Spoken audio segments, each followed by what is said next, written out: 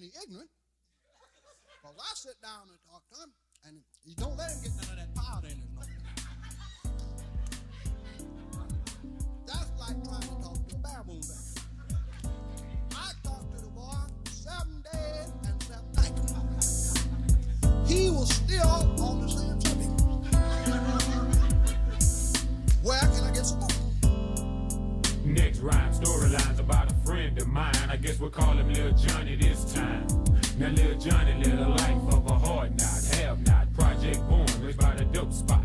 Now mama did what she could, but the grind was hard. The last thing he wanted to do was break the Jones hard. But in the process from growing up order a man, sometimes you lose just your reality, know what I'm saying? Now at the age of 13, Johnny saw his pop shot by a crooked cop while he was cutting school, posted on the block. So understand me when I tell you he done seen some things. Like we be popping it, baby, the Johnny Woods game. Raised in Dixon on that Trey 5-7 beat, where everything is real in the field, play for keeps. He watched them players go bits and pimp player hits. He learned the game and saw it, baby, as good as it gets. Now mama begging to quit, switch game, go legit. But he didn't feel it till she got sprung on that glass dick. Now trials and tribulations, dangerous, sad faces, dodging cases. He won't know walk away from the game, there's only one problem. He loving paper, expensive lifestyle, shopping daily, living wild. Got homies he came up with from day one, they won't let him down. My daily paper chasing, living only for money making. But Section 8 project brawls, they got him aggravated. Dry season, they cut through homies, they're waiting, they all up on him. That 201 Hummer, he pack his gat up in his bummer. Having suicidal thoughts, hiding out up in funky town. Got killers head away by the pound, now can they get down? See drama, look company, that shit like misery, it's killer bee. Especially when you thought they your friends, but they enemies. Johnny popped the cop, trying to take him for what he got. A stepchild be real on the block. Papoose, what you got? So what you got, baby? What you got? I tell y'all what. Say, man, make a block. Yeah, make a block, man. Yeah, make a block. Say what you need. No, make a block. Make a block, man. Yeah. Say, man, who's the white boy? What's up with that? Nah, you know we don't fuck with that. Nah, he ain't that kind of party. He ain't that kind of party. Say, ain't that. Make a block. Yeah. That was you. I ain't got nothing. Yeah. So now see that brick right there. Yeah. Pick that up. Yeah, pick that up. Right. Leave your money over there with that hoe. Yeah. Right. Leave your money right there. Yeah. Right. Yeah, that's you. I ain't gonna hear you shit. What you talking about? Right. Make a block. Right. Make a block, man.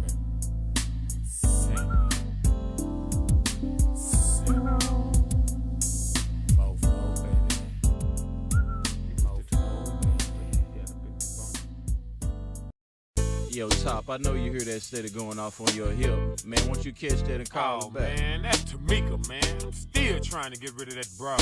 Man, I met a Tamika about 2 summers ago. 2 years ago, I met Tamika, I think the middle of July. I can't lie, the first time I saw her, she was looking fly. Matter of fact, I was getting let me get some she Octolo. was too. I kept playing ass girl. Say, what you about to do? Went to the counter, paid ass 5D. She started looking funny. Didn't pay no mind, I said, I got you, pulled out my money. Step back outside, we conversating, I'm checking out little mama. Had a session in the studio, so I got Tamika's number. 2 months passed, I called on the Tuesday, 2:30 on the cool. T. Jones answered and said Tamika has made home from school. Ma'am, if you don't mind me asking, how old is your daughter? Met baby girl in the projects, it was summertime.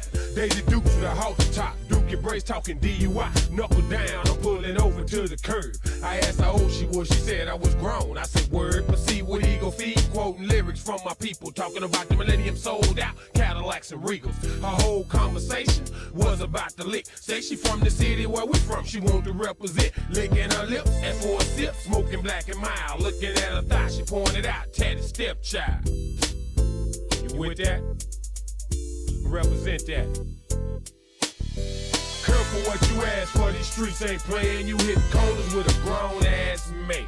Tamika started fast, but finally slowed up. Thought she was grown, cause her chest and butt was swole up. Careful what you ask for, these streets ain't playing. You hit corners with a grown ass man. Tamika started fast, but finally slowed up. Thought she was grown, cause her chest and butt was swole up. She'll get caught up in a cycle, hollering at a pimp. Her mama standing in the door, signaling, come here. Sundress, hair done in cornrows, contacts make her look Creole. She said she done look Benny hair once or twice before. I recognized her face, she said I dance, I know. I told him, come on, both of them, let's go. Tamika, look. People think Tamika tripping now, cause Tamika stripping now. But Tamika ain't crazy now, Tamika got a little baby now. She learned too much early, everybody know what Tamika When she was 15, her mother was 30. Everybody know what Tamika. I ain't mad at you, just be careful and do what you do. Tamika, take care of that hard-headed son and get your revenue. Careful what you ask for, these streets ain't playing. You hit corners with a grown-ass mate. Tamika started fast, but finally slowed up. Thought she was grown, cause her chest and butt was swole up. Careful what you ask for, these streets ain't playing. You hit corners with a grown-ass mate. Tamika started fast, but finally slowed up. Thought she was grown, cause her chest and butt was swole up.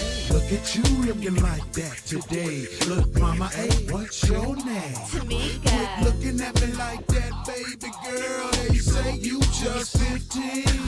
Done told me about you look like you just too fine for your own damn good. But you can call me back when you hit 18 and I'll take you to the crib in the hood. Look at you looking like that today. Look, mama, hey, what's your name? Tamika. Quit looking at me like that, baby girl. They say you just 15.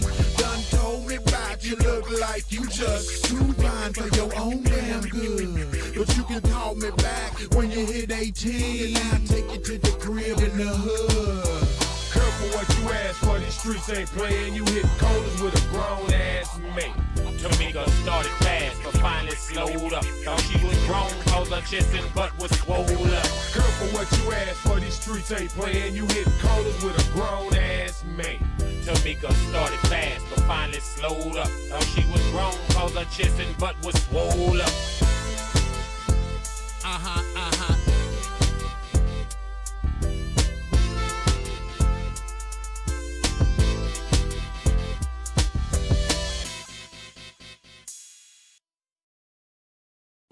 All right, brother, records. Yo, what's up, Dollar Man? What's up, man? Want you let your boo know what's going on down there in the 214, you know what I'm saying?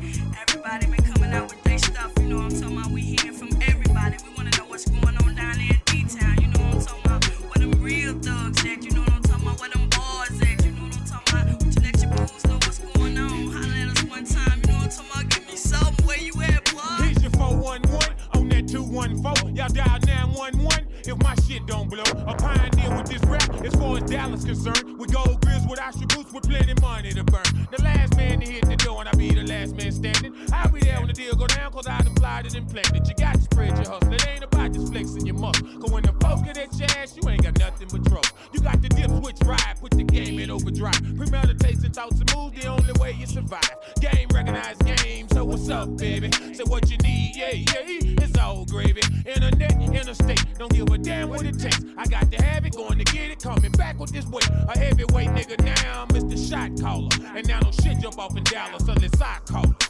Aight. Yeah, we feeling you, you know what I'm saying? But now, won't you tell your boo where them money hustlers at? You know what I'm talking about? Got to have it, them paper chasers, you know what I'm talking about? Eat money for breakfast, you know what I'm talking about? All about their money on that hustle every day from sunset to sunrise. You know what I'm talking about? Open your eyes and see what's really going on. Bring it to them, where they at? All right, brother, records.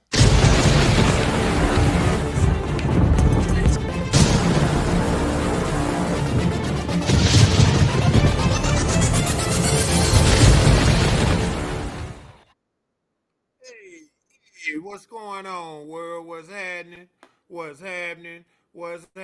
You hear what I'm saying, man? It's your boy. We back at it again. Real talk, Dallas After Dark. With me, the one and only, Mr. 214, 21 Joe himself. We got so much stuff to talk about. I got opinions on everything like everybody else. But, you know, I told y'all from here on out, I was going to start out just hitting y'all with some Black History facts. And I'm doing that to try to build up the, build y'all up, man. Letting y'all know that we can do more than what we're doing if we apply ourselves. Now, nothing just happens. Yeah, you can hit the lottery, but you're going to fuck that off because you just hit it. You didn't plan on it. You didn't have no resources. You know what I mean? You just going to go to buying shit. I'm talking about building us up to where we could actually function properly. So, you know, I'm going to start out by saying, man, we got to teach our kids. We must talk to our kids, guys. We got so much madness going on in the news, man. Oh man, the Dallas hip hop little old scene done turned upside down just all in one wham. Boom. I mean, and Charleston White making just crazy little old statements. I get it, you get people to view in, then you redirect them, but I just kind of think that's hook bait. It's like, no, if I'm talking about something, this is what we talking about. We're going to have an honest discussion about it, and I'm going to tell you how I feel about it. But that's neither here nor there. But I'll mention now, we're going to talk about that a little bit. But first, man, I want to just tell y'all, the mind of a black person. Do y'all realize the first open heart surgery that was done by a black man? In the 1800s, man. Do y'all hear me? Yeah, black surgeon named Dr. Williams. He also founded a hospital that employed the first black healthcare workers. So for people that's running around here now, and they're healthcare workers, that's a profession. And you have to have a certain level of empathy in you to do that profession, to take care of somebody else, to clean somebody else, to go to the store and run errands. It takes a certain kind of mindset, and we all need to get that kind of mindset because at some point we all gonna need some assistance.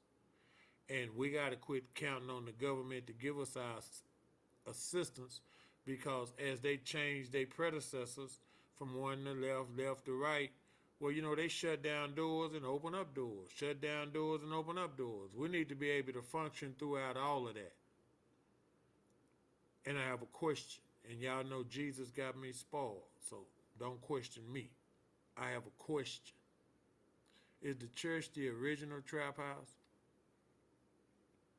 Stop and think about that for a minute. Okay, I'm going to get back to it. The first successful, man, open heart surgery was done by Dr. Williams, man, in 1893. Over 130-something years ago, man. Think about that. When we running around here playing shoot up cops and shoot up bad guys and robbers and shit. You know what I mean? When we going to school and we just going for a literature degree or for an art degree or for an engineering degree, and we drop out. We don't even just finish it to where we could even get to the point to where we know what we want to build, know what people need, to be able to assess a necessity. You know what I mean? Okay, well, no, we need to make this. Well, we need to make that because we need it. See, before we all went into the church houses, when we needed something, we made it. If we needed houses, we made it. If people needed food, we planted it. I mean, we made it work. And it was still God there. So don't question the godness of it. Don't do that. I'm asking y'all the way the churches are set up now. Not my church. Oh, I go to a good no. The way it's set up, the way the little racketeering is set up. We paying pastor to talk now. Now we got women pastors. The way it's set up now, is that the OG to the trap house? Because it's just a trap. You can fall so far in, and you can't buy your way into heaven. You can't dress your way in there neither. It's going to be on what you do while you're here, not what you said or what you gave.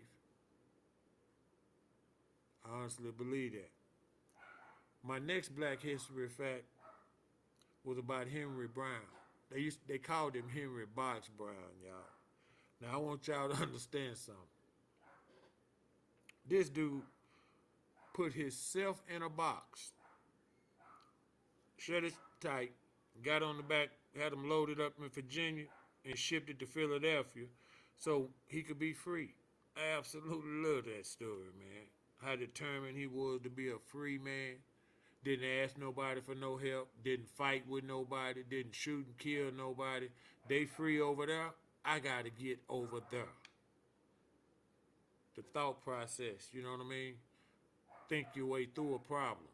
Most fights, you can agree to disagree.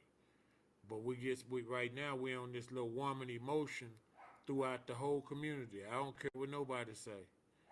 Everything, you can't talk about nothing, you can't address nothing properly.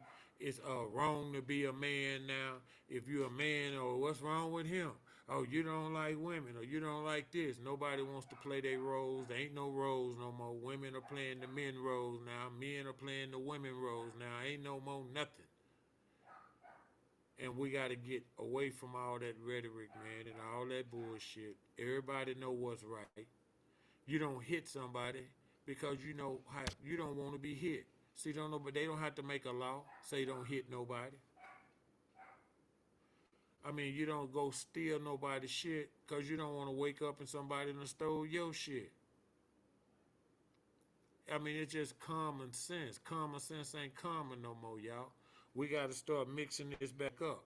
You know, and when we do these Black History facts every week, I throw them out there, but a lot of times now, like with Maya Angelou, and I was telling y'all about the cable car and all that. You know, I tell y'all about how they came up and some stuff they did before they were so-called civil rights, some kind of black leader or somebody. They went through things too. You know, so it ain't what you go through, it's how you come out of it. You got to stay 10 toes down on their ass, you know what I mean? Now, Ida B. Wells, you know, she had a movement against lynching in 1890s. Yeah, and she did it, you know, through her writing, her essays, and then, you know, she did a lot of brave activism stuff because she would show up there, you know what I mean, and she would speak against it. Well, this was in the 1890s. Do y'all hear me? 1890s, man. So you know our history. Y'all know the timeline, and I'm saying America's history right now. But this is black history. This is world history. The timeline. It was a lot of shit going on. This is a sister going. She didn't have no protection with her but a pistol. But you know, she going out there, she's standing up, she's speaking. See, that's the strength of the black woman. That's the essence of a helpmate. 10 toes down. 10 toes down. That's what we're missing. Throughout history, you'll find black women stood in the trenches. 10 toes down. Right there. But when you become a mother and you are, you know, somebody got to see about the seeds.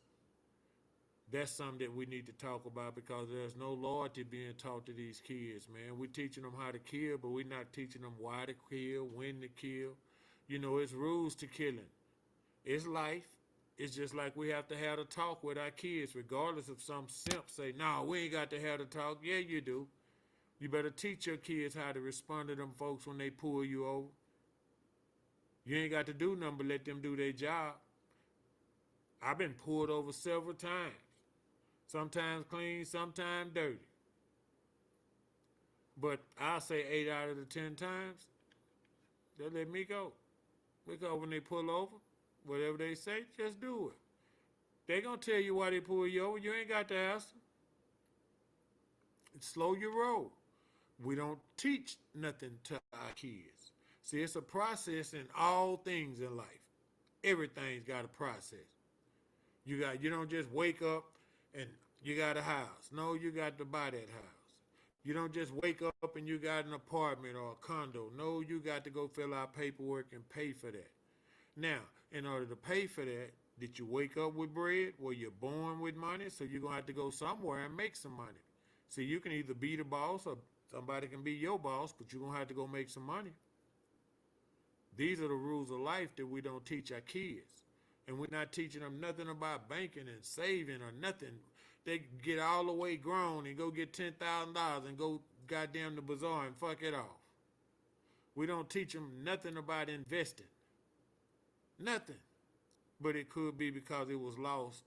You know, that generation, like I told y'all, that generation debt, the parents then kind of bought into the system, the way things are. We so quick to make an excuse for everything. It's so hard to do business with black people. You know, it's hard for us to do what we supposed to do, man. Damn, if you pay me, boom. Okay, pay me the rest of my money. I done did the job. Don't play. And the money is due when the job is done. Not when you want to pay me or when you get through going through what you going through. No, you told me to go do this. I went and done that. You gave me a deposit. I went and done it. I come back. It's done. Get my damn money. Whatever you going through, you going through. I'm going through some shit too, but I'm not going to sit on the soapbox with you. It's some things, some basic things of people, of human, Homo sapiens. We basic people, man. If we can kind of start shaving it off a little at a time, because you can't do nothing all at once, because we got a generation out here now, y'all. Shit, the parents don't want you to talk to them. Let's known we can't talk to them. The parents, what you say to my son? I told him to move. He blocking my goddamn car. He's standing in the end of the driveway. Well, you could have, damn, just move. Damn, I'm at home. Can I just bag out? Simple things. We not neighbors no more. We don't have cookouts no more. We don't have house parties no more. You better not bring no whole bunch of strangers into your damn house. Not only will they rob that motherfucker, but they gonna rob it while they there. They ain't coming back. Them niggas gonna be going to the bathroom, sticking shit everywhere, going back and forth to the car. No home training, lack of home training, lack of loyalty and responsibilities and accountability. We got to hold each other a little tighter than what we're doing. It can't just all be about the money. But we all know it's about the damn money. But it's more to life than just money. You don't have to have money to do what's right. You don't have to be rich to do what's right, man. You can be broke and do what's right.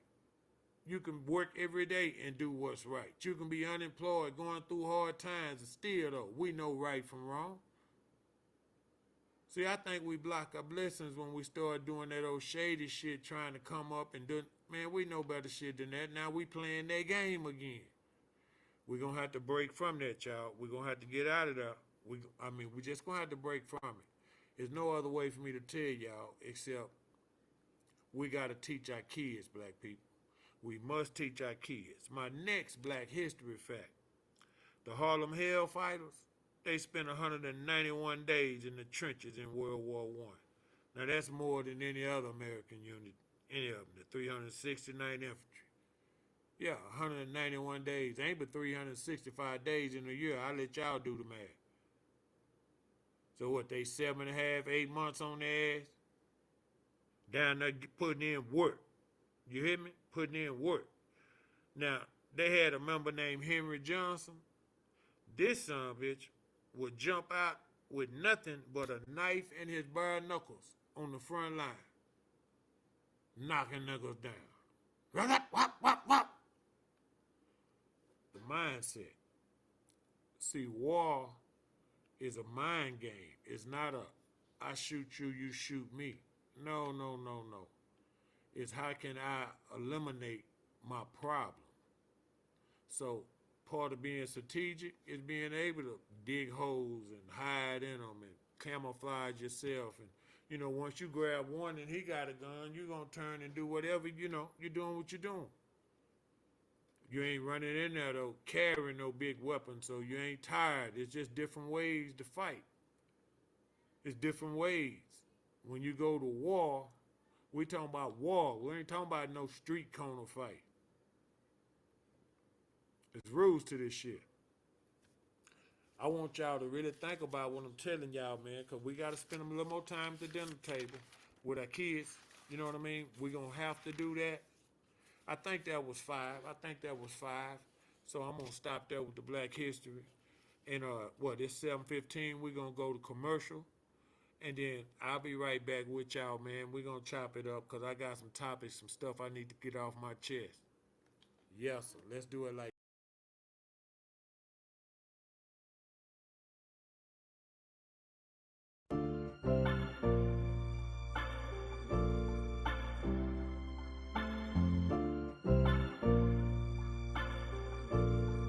Relax, baby.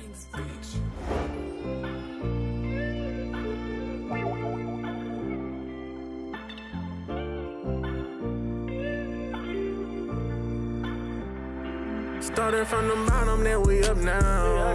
10 toes flat on the pavement, the ground. She told me that she need me around. We eating good, got me gaining pounds. Gotta show out whatever I do. Circle small when it got me a cool. Never turn my back on you, I can't do that, no, no, no. You forever my I can't never turn my back on you, I can't at all. You always there when I need you, when I pass the ball. Can't sleep without you at home taking PM Tylenol. You the bag to my paper when we blow it all. Still bumps on my body when I'm thinking of you. You got the juice, you do something to me when you not in the room. Back to take out, will you be there when I make it? Need you on my side, I started from the bottom, then we up now. 10 toe flat on the pavement, the ground. She told me that she need me around. We eating good, got me gaining pounds. Gotta show out whatever I do. Circle small when it got me a cool. Never turn my back on you, I can't do that, no, no, no. You forever my dog. They said time heals everything. You get mad, go through my phone, trip over anything. You tripping over the studio, that's the only time I spend. From the trenches, I was taught to get it how I live. Grinding to build a legacy for my 5 kids. My apologies for wrong I did. The more I learn about myself, the stronger I feel no matter what. When you need me, I'm here. Started from the bottom, then we up now. 10 toes flat on the pavement, the ground. She told me that she need me around. We eating good, got me gaining pounds. Gotta show out whatever I do. Circle small when it got me a cool. Never turn my back on you, I can't do that, no, no, no. You forever my dog. Oh, oh, oh, oh, oh, yeah.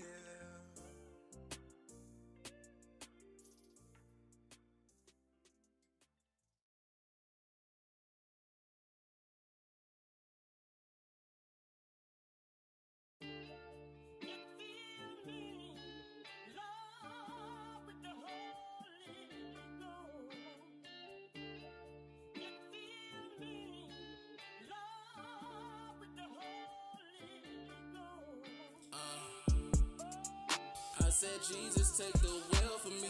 Devil on my shoulders, I got demons saying kill for me. It's real to me. Pinch me, this not life, but I know it's not fantasy. I'm gambling, rolling the dice. If I crap up, I'm spraying like can Febreze. Oh Lord, feeling like the problem, but I don't see the problem. I guess I'm blind to the BS.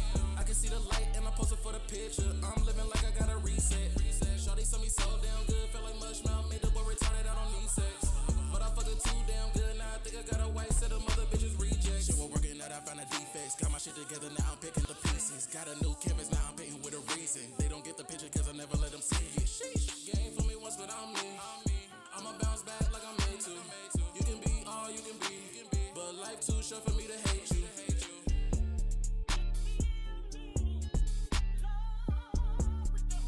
I'm just looking in the mirror, baby.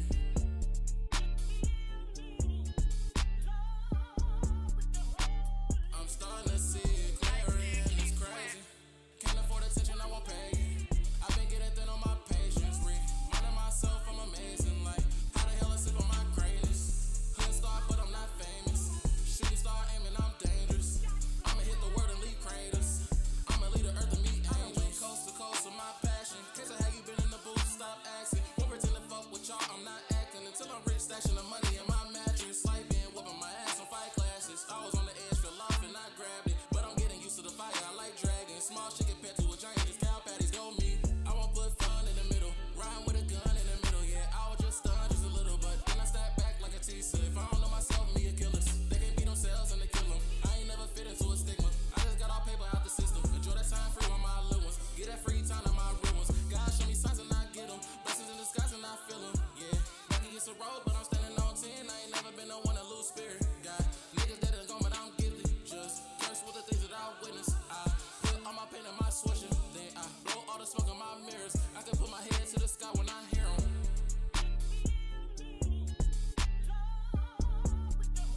I'm just looking in the mirror, baby.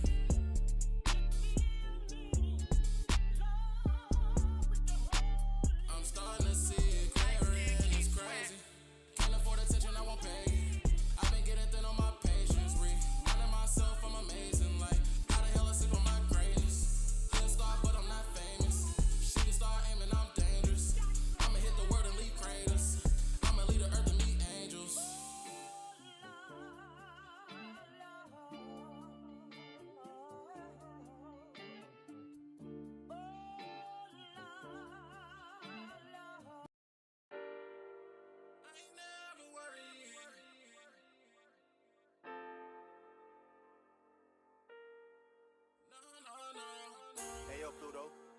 going brazy.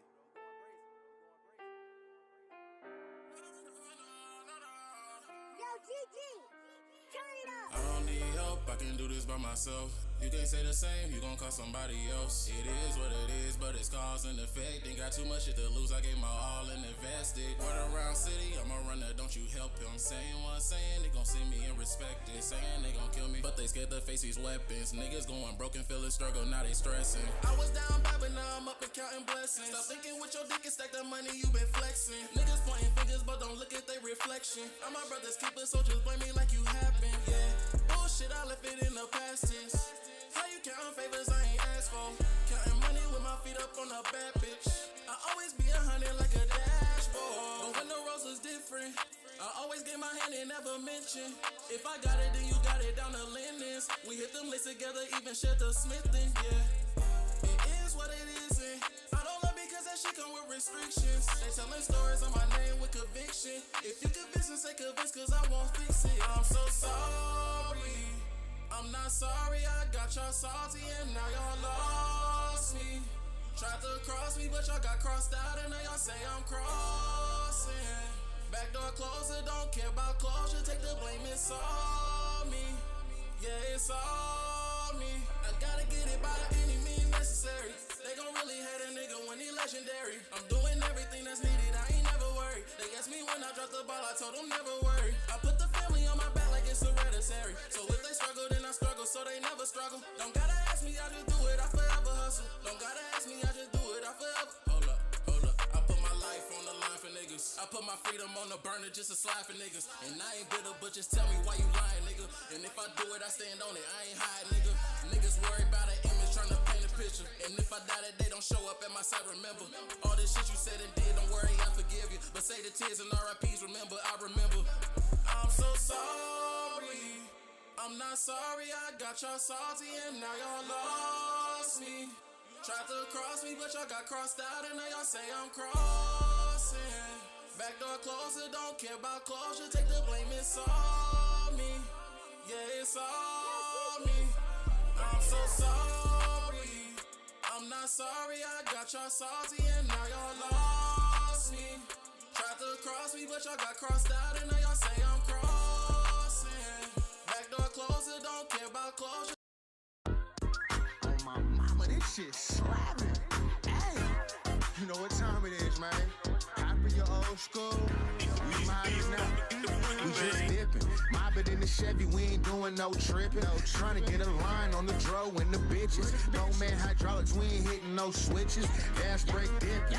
We just dipping. Mobbing in the Chevy, we ain't doing no tripping. Trying to get a line on the dro and the bitches. No man hydraulics, we ain't hitting no switches. Gas brake dipping. We just dipping. Trying to see the move, what's the scope? Finna get a bottle and some woods from the stove. Call my nigga killer, finna slide to the stove. Bump the old school 40, nigga, tell me when to go. Slapping. Feeling like I'm back in the city. Couple brodies and some boppers wanna know if we busy. Niggas steady mugging cause we shiny ain't glisten. Bro, nigga, move the fuck out the way, we ain't tripping. Turn the party up when we dip in. Finna do my dance, hit the furl in this bitch then. Rollie on my hip just in case the niggas tripping. Then we bouncing out, we ain't doing no slipping. Man, we just dipping. Mobbing in the Chevy, we ain't doing no tripping. Trying to get a line on the dro and the bitches. No man hydraulics, we ain't hitting no switches. Gas brake dipping, we just dipping. Mobbing in the Chevy, we ain't doing no tripping. Trying to get a line on the dro and the bitches. No man hydraulics, we ain't hitting no switches. Gas brake dipping, we just dipping. Sideshows, eating up the street. Swinging photos, open niggas hella geek. Gon' wreck your clique, niggas throwing up they street. If you a lane, stay in your lane or you can get your ass beat. Bitch looking at me cause she know I'm a chief. And she wanna top a boss while I'm slapping on her cheeks. But I'm about my bread like it's butter top of wheat. So if you ain't talking duckish, then you ain't talking to me. White t-shirt, black jeans and J's. Feeling like kick the sneak when I come to the bay. Hella deep in the party, yeah, I came with my goons. Feeling like Mac Dre, I'm a boss tycoon. We just dipping. Mobbing in the Chevy, we ain't doing no tripping. Trying to get a line on the dro and the bitches. No man hydraulics, we ain't hitting no switches. Gas brake dipping, we just dipping. Mobbing in the Chevy, we ain't doing no tripping. Trying to get a line on the dro and the bitches. No man hydraulics, we ain't hitting no switches. Gas brake dipping, we just dipping.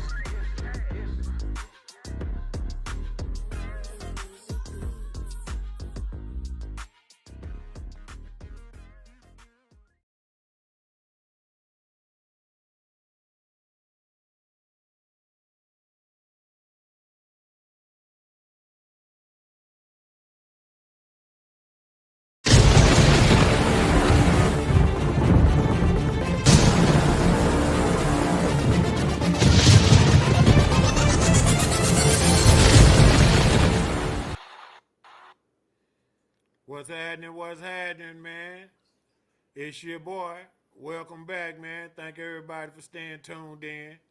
What's going on, Woody Wood? I see you over there, man. I see you in the motherfucking comments, dog. My dog forever. For real, though. For really, though, man.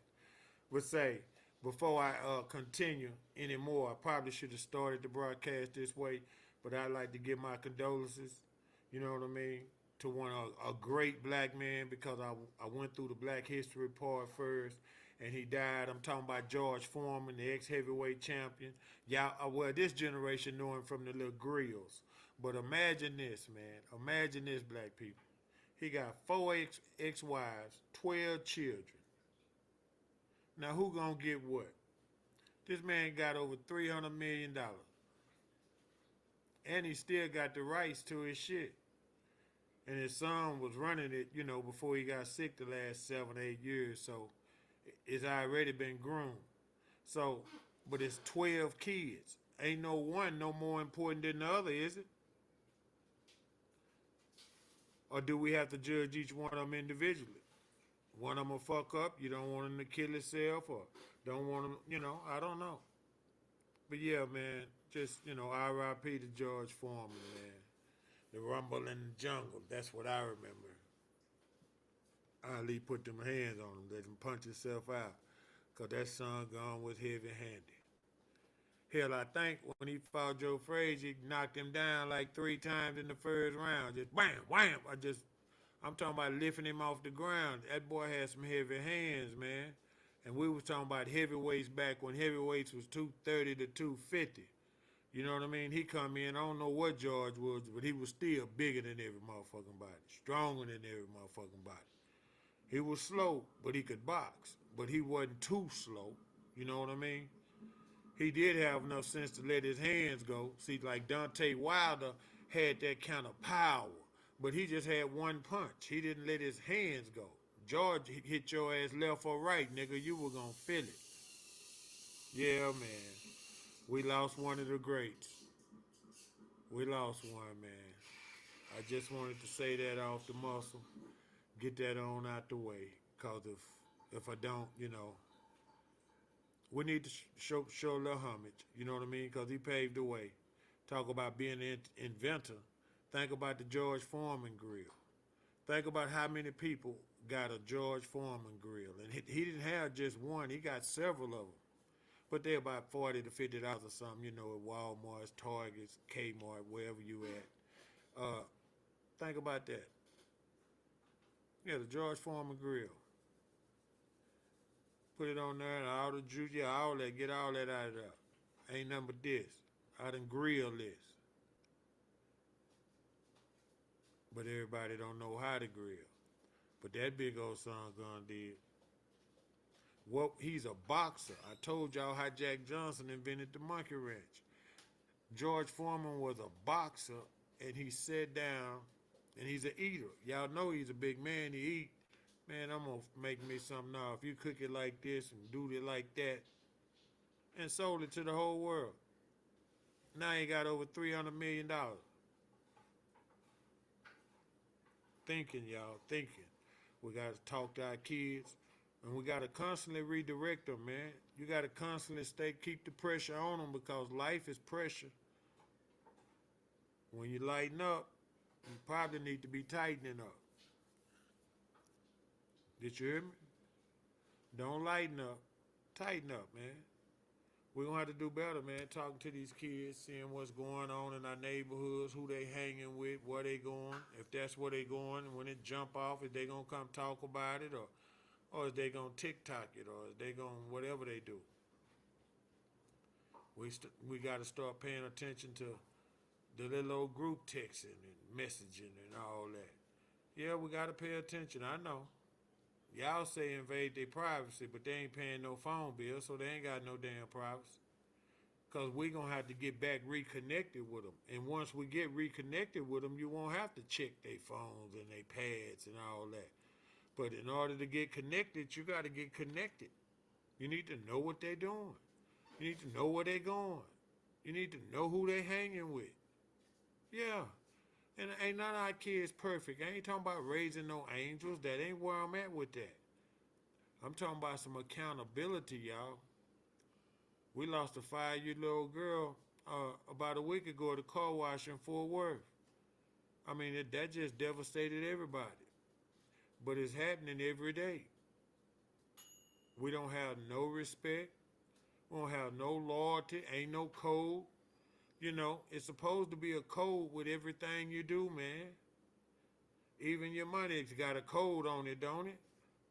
Even your bank account, your email address. Life has a code, man. We got to start talking to these kids because the code is being slowly forgotten, slowly wiped away. You know what I mean? Like it never existed. Like we couldn't coexist with each other. Like it wasn't the best time of our lives from the 70s to the early 80s when they dropped crack cocaine on us. Yeah, when they hit us with that crack, then, they had to turn their tide. They already took the leaders out. Well, then we were kind of on a freelance, the black on black, everything, man. The whole 70s. The afros, the whole nine, the way it was set up. If you needed something, you went and somebody took care of it. No matter what it was life. We were living. I'm not talking about good or bad. I'm talking about being able to stand on your own. You know, I was talking to my brother about a dream. We need a black bank that's owned by black people, that's financed by black money, that people put black money in. We need to be able to do some kind of honest to good business with each other. And that's what that is. We need to start holding ourselves accountable, but we got to you got to raise them up. Because the ones we got raised up now, they're a little wild around the edges. Oh, they got plenty of potential to do anything they want to do. But what their mindset is, and the instant, everything come fast now, they kind of done jumped out there in the wild lane with uncensored. And by us not censoring them properly, shit, it's hard to talk to a 22-year-old now. He know everything because he got Google in his hand. See, Google said they think it's true, like Google don't make mistakes. Everything's a narrative. Who's controlling the narrative? Who's putting that information in there? Who answering that damn question? Y'all telling me AI answering the question?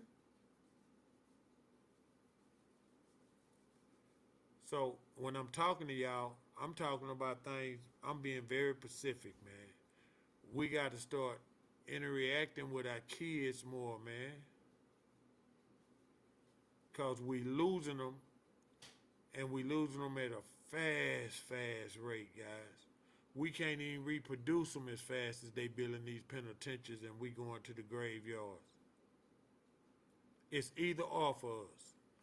Then when one make it out, make it to the league, everybody be like, well, see, that we getting paid, we making it. Do y'all realize only 1% of NCAA students make professional sports?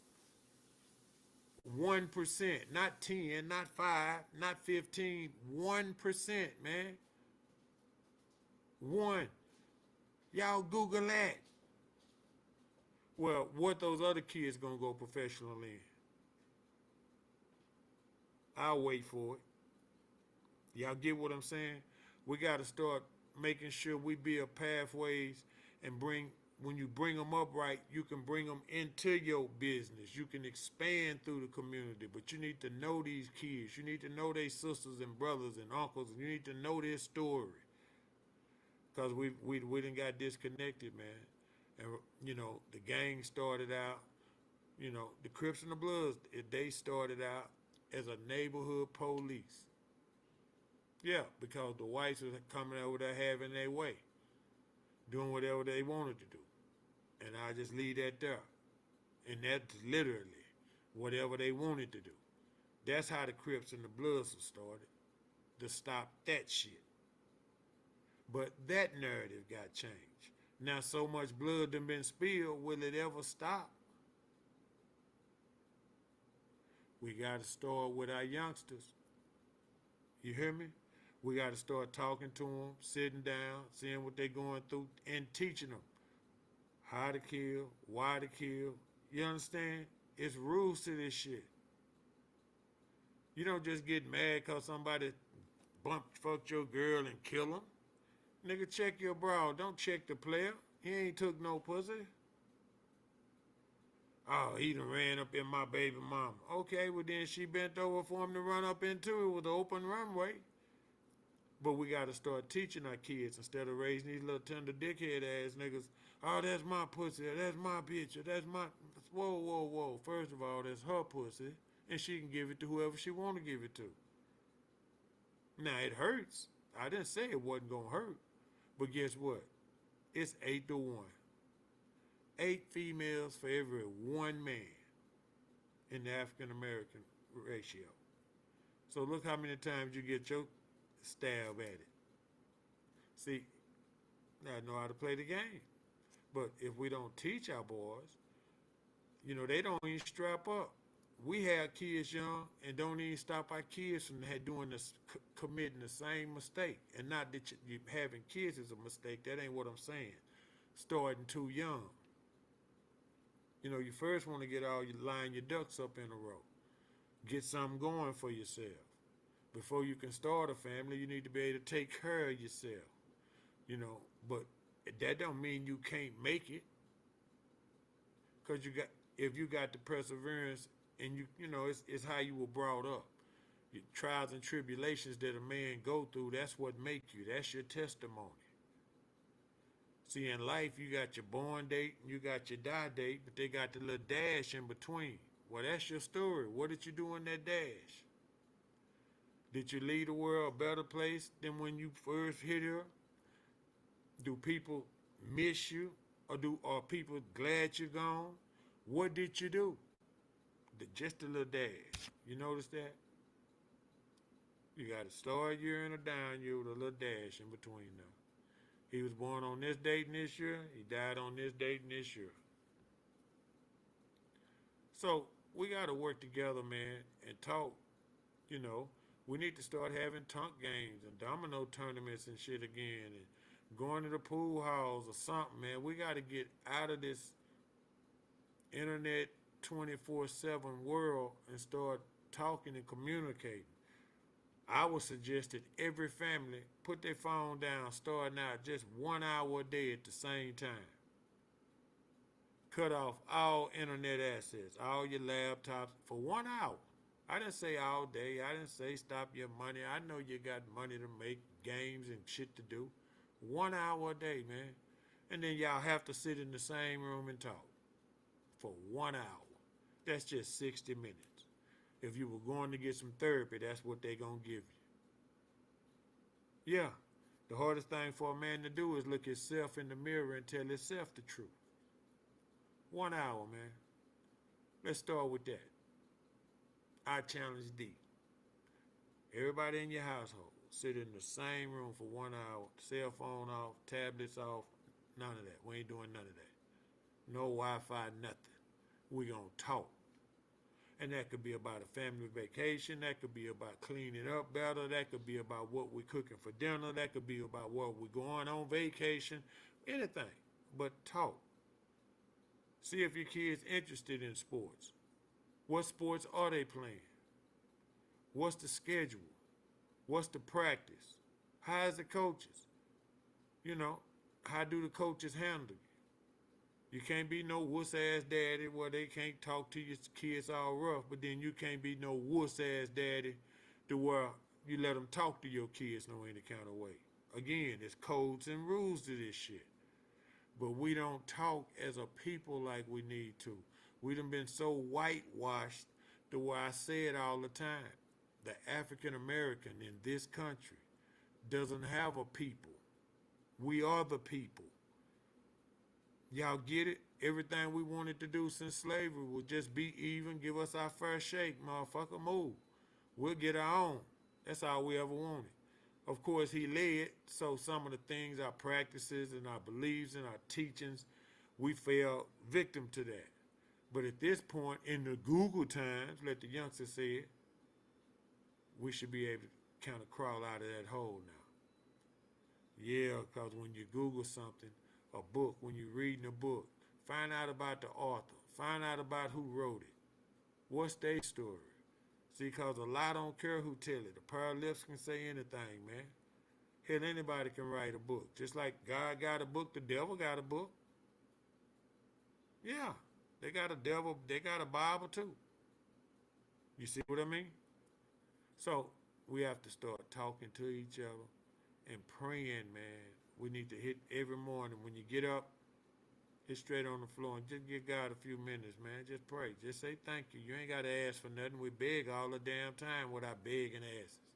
Just say thank you because he woke you up. See, you got a shot at it. You up. Everybody didn't get up. We got to be mindful of all that, man. We got to pay attention. And we need to talk to our kids. I'm going to keep beating that in, beating that in, beating that in. But on another front, man, I'm going to change my little old topic because I know I don't want to just seem like I'm drilling y'all, but that's something that we need to work on. And we got to come up with interesting ways to do it. Yeah, we really do. Now, in the Dallas hip-hop scene, Lord have mercy. And I'm saying Dallas hip-hop scene, but you know, Yellow Beezy, he big time. You know, he said it's on him, baby. Well, the feds came and swooped him up. Now the streets are saying they looking for Trap Boy Freddy. Rainwater doing an interview out there, he talking to anybody that want to hear anything about any of it. So what they saying is in the Mo 3 murder 3 years ago, that this, you know, they had, it was planned and plotted behind some baby mama shit. And that's something else. Again, if the fathers were in the household, men don't, you don't kill a nigga over no pussy, man. That's not your pussy. It's 8-1 women. Look how many dugs you get. Jugs you just keep getting. Come on, man. It's codes to this shit. But in a minute, they gonna all be forgotten. Ain't no more real nigga codes. I was talking to a partner the other day about real niggas, and he thought a real nigga was a good nigga. He thought a real nigga was a guy, you know, that do things a certain way. No, it's different types of people in the world. But that real nigga's a real nigga. That's what that is.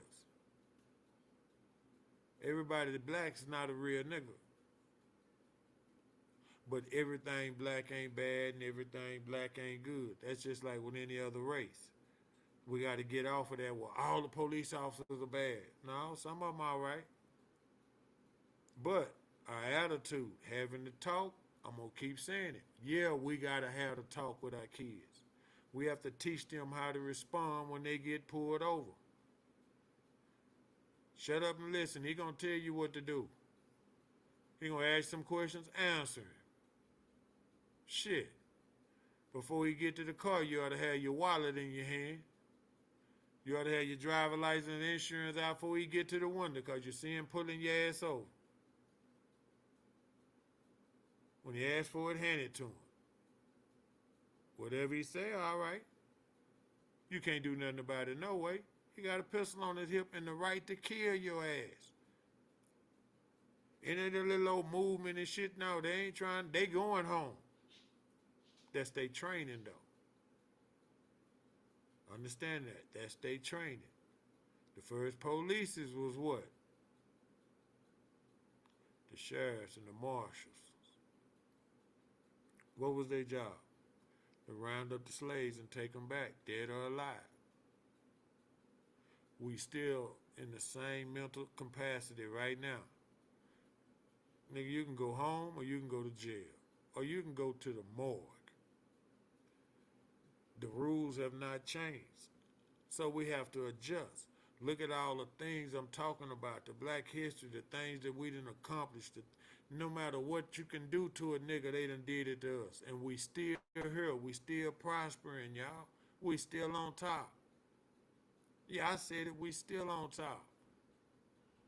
They still spend hours, countless hours every day plotting and planning, trying to come up with different ways to sell black folks shit, how to keep black folk mindset in a certain place.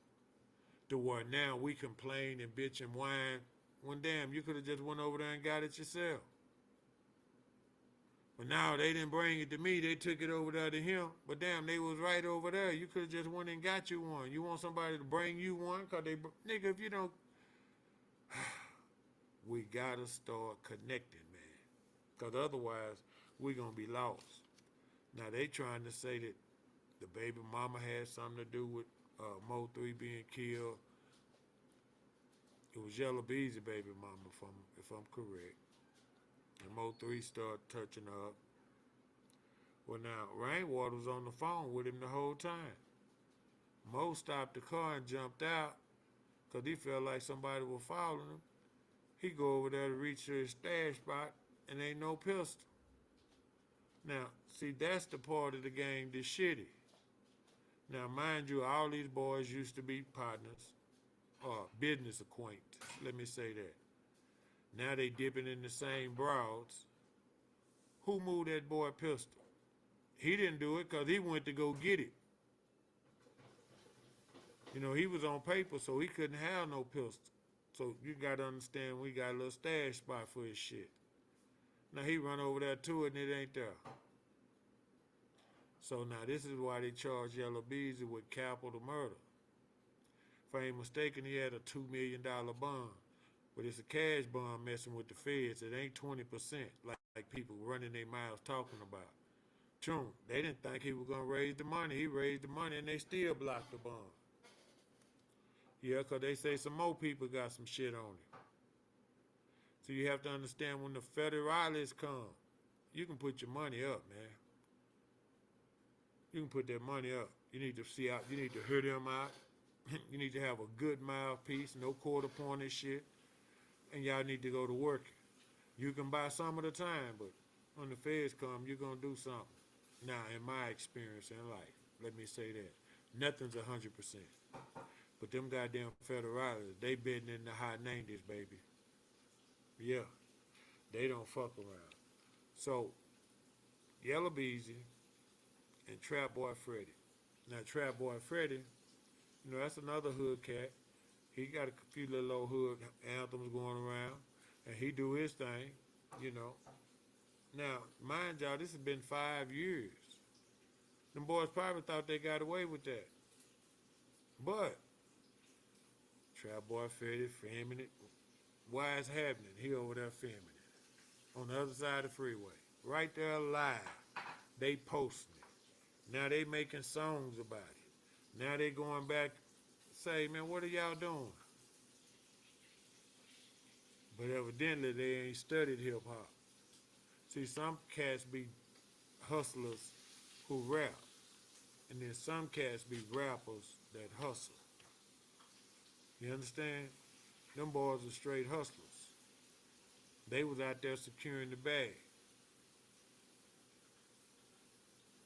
And in the midst of all this tender dickhead shit, this baby mama drama, everybody fucked up. Now, I told y'all the players in the game. Now, how many kids just got affected with that, y'all? How many seeds got affected? Y'all understand what I'm saying? Yeah, the first year or two it's all right, but, you know, everybody get tired of jumping in the car and hauling ass to come see you. Then you start getting postcards instead of visits. And it's not that don't nobody love you, they done put your ass away. It's rough, man. It's rough on us when you think about it from the standpoint of Mo 3, Rainwater, Yellow Beezy, Trap Boy Freddy. Wow. How many kids affected in that? How many lives affected with that? Them boys wasn't just go-getters, they was providers for people too. You know, people depended on them to eat. You know how men is. When you got it, you take care of your necessaries. Well, them boys got baby mama, they got necessaries. They got bills, they got things they had to pay. Now who gonna pay that? You think them bras that they was with was working? Huh? Or do you think they were just sitting there putting it down? doing what they needed to do. And for the hip hop scene in Dallas to turn so rough, we got a zillionaire. We got a cat zillionaire. He just signed, and we got Big X the plug. That's another youngster that he putting in work. I've been hearing him. I've been seeing him. And you know what I mean? Now they starting to fuck with him about pulling him over about a little old weed and all that shit. So he done on their radar now. So the best thing for him to do is keep making music about it and don't try to be about it. So you can't rap a gangster's life and live a gangster's life. See, if you're gonna rap about it, you damn sure can't be caught up in it. Cause when you do, you testifying against yourself. Y'all quit making songs about some shit y'all doing when y'all breaking the law. And then when you do the song about shit y'all doing when you're breaking the law, do it in third party. Y'all get it? Here's a story of a small time crack dealer. I'ma use John Doe so the brother's not bitter. You just anything. Besides, you done this or you kicked this dough in or you shot that. Where they do that at, y'all? We gotta start teaching these kids, man, who to kill, how to kill, why to kill. It's rules to this shit, man. It's codes. And in a minute, the codes are gonna all be forgotten, because ain't no the real niggas are they they not as big as you would think. Me talking to one of my partners and what he thought a real nigga was, it was kind of like, wow, that's how far we done came. See, a real nigga don't call the police. A real nigga police his shit itself. It's yours. You gonna wait for them to come to tell that nigga to put your shit, leave your shit alone? All right. Let's see how that worked for you. You get what I'm saying? It's rules to it. It's codes to this. And if we don't talk to our kids, man, it's going to be forgotten.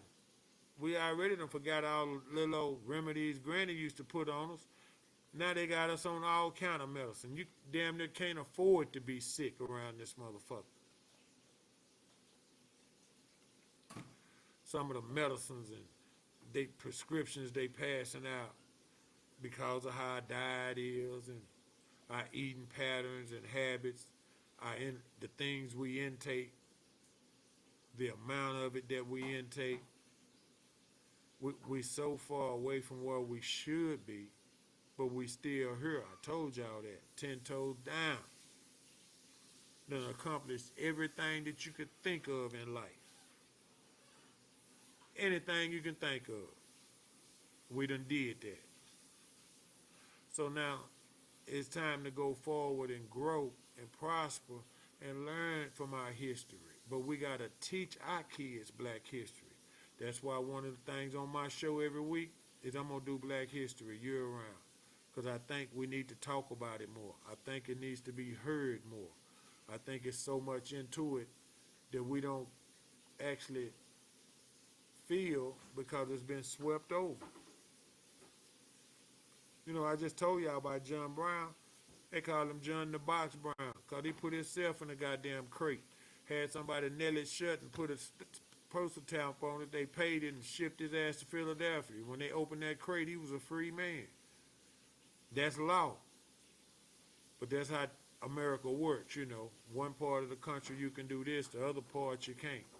See, that's the shit that we need to be working on when we talk about the politicians and what they passing in the gun laws. In New York, you can't have a gun. Well, shit, down here in Texas, you can walk around with your shit and walk in the store with it. It's the United States or not. You got 38 states. They don't nothing with weed. It's fine. Then the rest of them, oh no, hell no, you can't have no weed. Is it the United States or not? See, those are the things that we should be paying attention to. Instead of what this cat said, what that cat said, what they eating, what she got on, how much his belt costs. What? You said what? Wait a minute, man. You messing with who? You get where I'm coming from, y'all? That's the shit that we need to address and pay attention to. Nah, are you kidding me? Man, we got to talk to these boys and girls. We got to raise our women to be wise. We got to raise these little niggas to be husbands and accountable men. Yeah, if you start having babies, that's your girl. You don't get no more girls. That's your girl. Yeah, it's shitty. Okay, well, put a rubber on then. It's consequences to this shit. When I was growing up, parents stayed together till they graduated high school. Before them niggas could come home, goddamn me, from first semester of college, they done split up. Because they was only together for the kids anyway. Now the kids was gone. They didn't have to stay together no more. But we don't have that. We don't have that kind of loyalty. We don't have that kind of, we're going to do whatever's best for these kids. That nigga didn't sleep on the couch every night. He went in there and slept in the bed just like they normally did. Till them kids was grown. Think about that. We got to get more on point with that, y'all. We got to make sure that we raising our women to be wives. These little girls, they need to grow up and know what being a wife is. And we need to raise these little boys up to be husbands.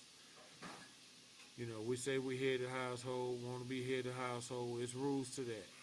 It's a code to this. Y'all hear me? And it's not monetary. Again, it's rules to it. It's codes to this, man. And we got to start teaching the elementary kids, I would say, because the junior high kids want to be in high school. We need to start in the elementary schools, man, and teaching black history programs and celebrating Juneteenth like the Mexicans celebrate Cinco de Mayo. Yeah, something like that, you know. If we could just put that together, anything, put it together, and do it on a regular basis, all around. You know what I mean? When you go into black businesses, we should hear black advertisement, black sponsorship, black commercials, black promotions. We need to start promoting our own shit. It's not that we don't eat at Cheddar's or we don't eat at Red Lobster. That's not what I'm saying. I'm saying in the black businesses, we need to promote nothing but black businesses. We need to get back to helping each other eat, man. And if we do that, that'll cut some of that starvation down. It'll also create some jobs, because you know these niggas are lazy now. Everybody want to be the boss. Everybody want to be the manager. So nobody want to sweep and mop and stock the floors and unload the truck. No, I'm too small for that. I'm going to sit over here with the girls and answer the phone. Y'all know what it is. We need that sponsorship that creates so much, you know, it brings so much to the table. And we need to make sure that we own that. I'm finna go to commercial, y'all, for a minute. We're going to do a little jam and pay a few bills. And then I'll be right back with y'all. You dig, Mr. 214?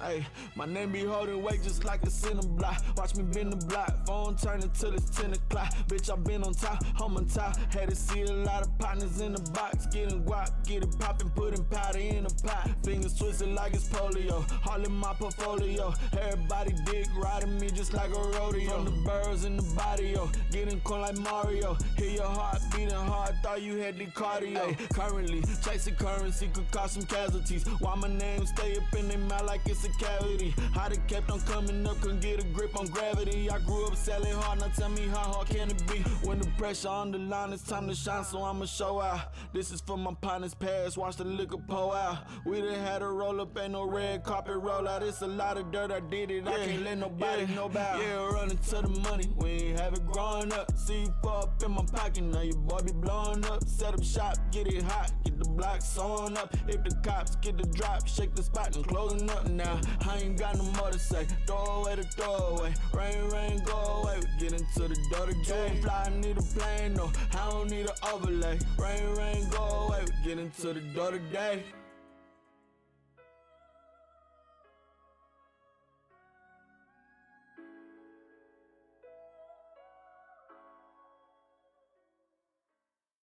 Yo, Top, I know you hear that steady going off on your hip.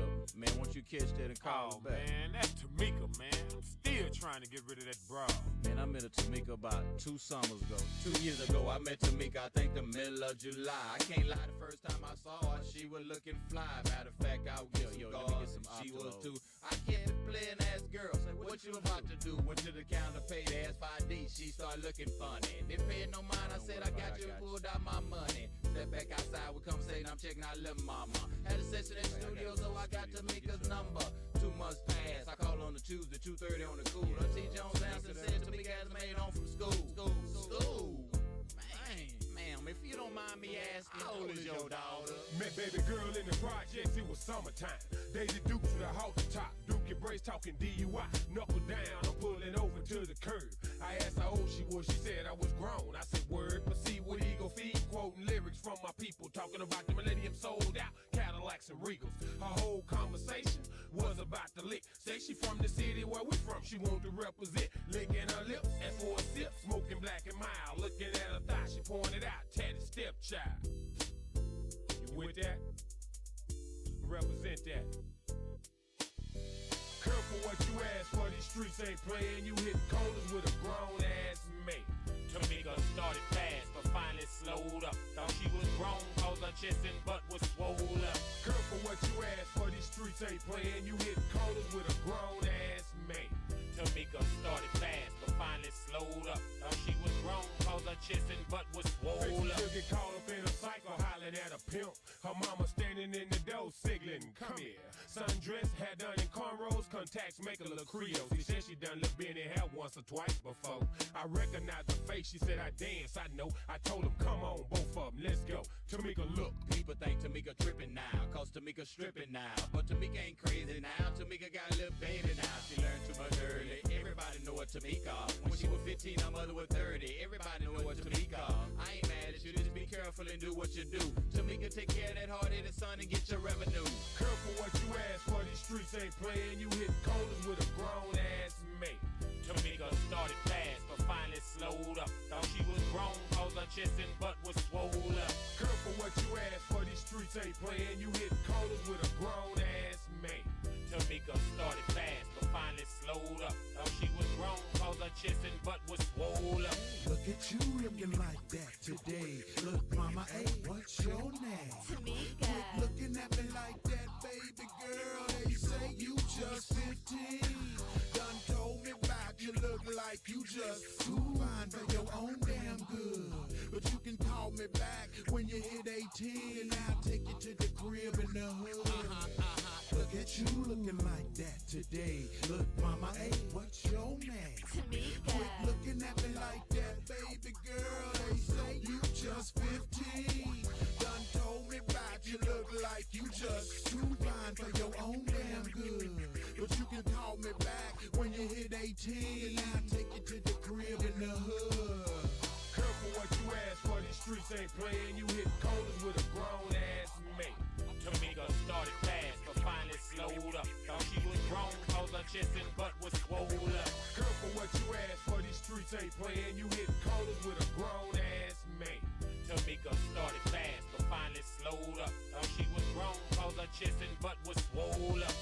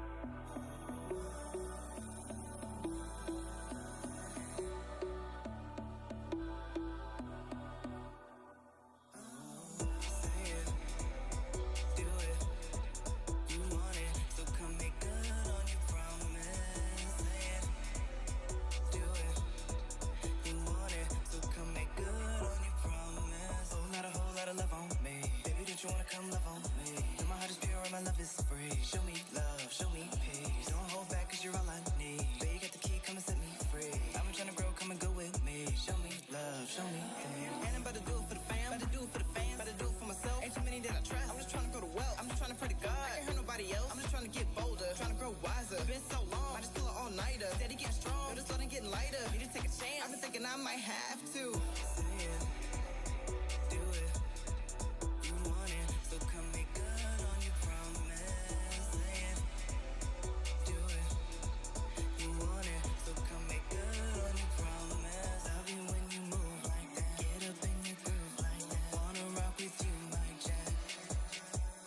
Love to see you move like that. Get up in your groove like that. Do it all for you like that.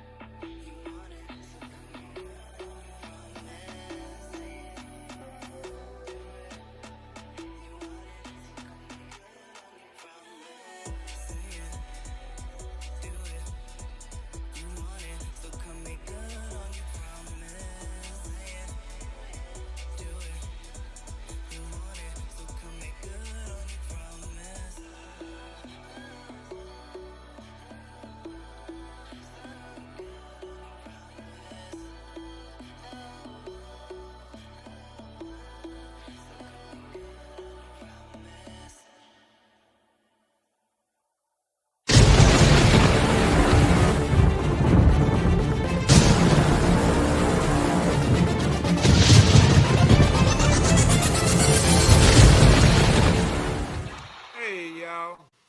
Welcome back, man. I appreciate everybody for hanging in. I hear you, Wood, Tyler, Texas. I hear you. Talking about George Foreman. I hear you, baby. You know, you was on the Yellow Beezy thing. Like I said, it's just so many. It's such a sad thing to me because of all the families that were affected, man. All the households, all the legacies. You know, because we doing nigga shit, I would call it. To even be caught up in this. Because there's something to it because the feds done showed up.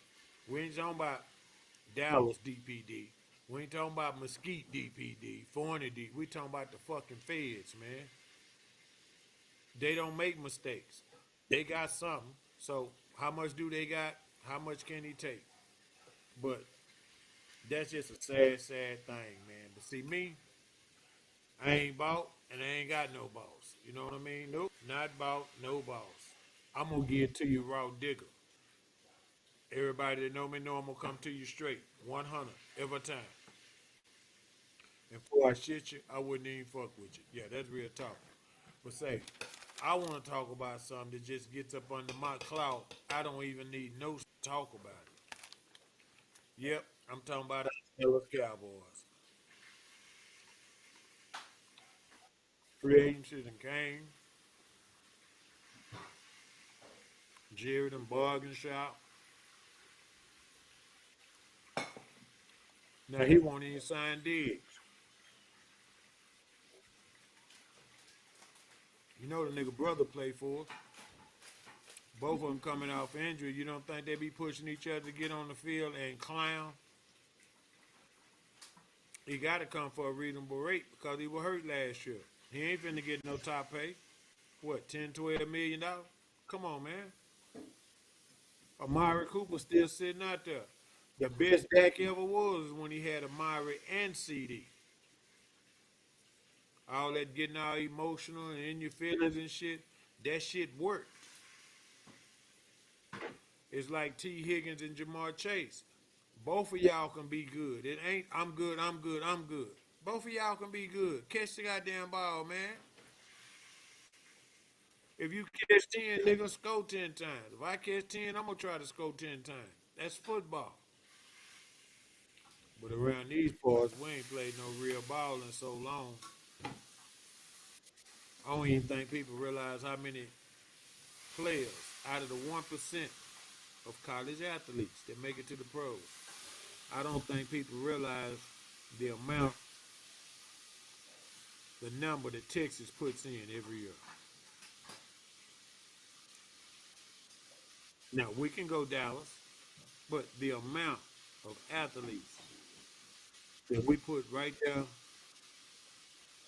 and you get your chance. If you get first round pick, you're going to get a guaranteed contract. You're going to get a nice signing bonus.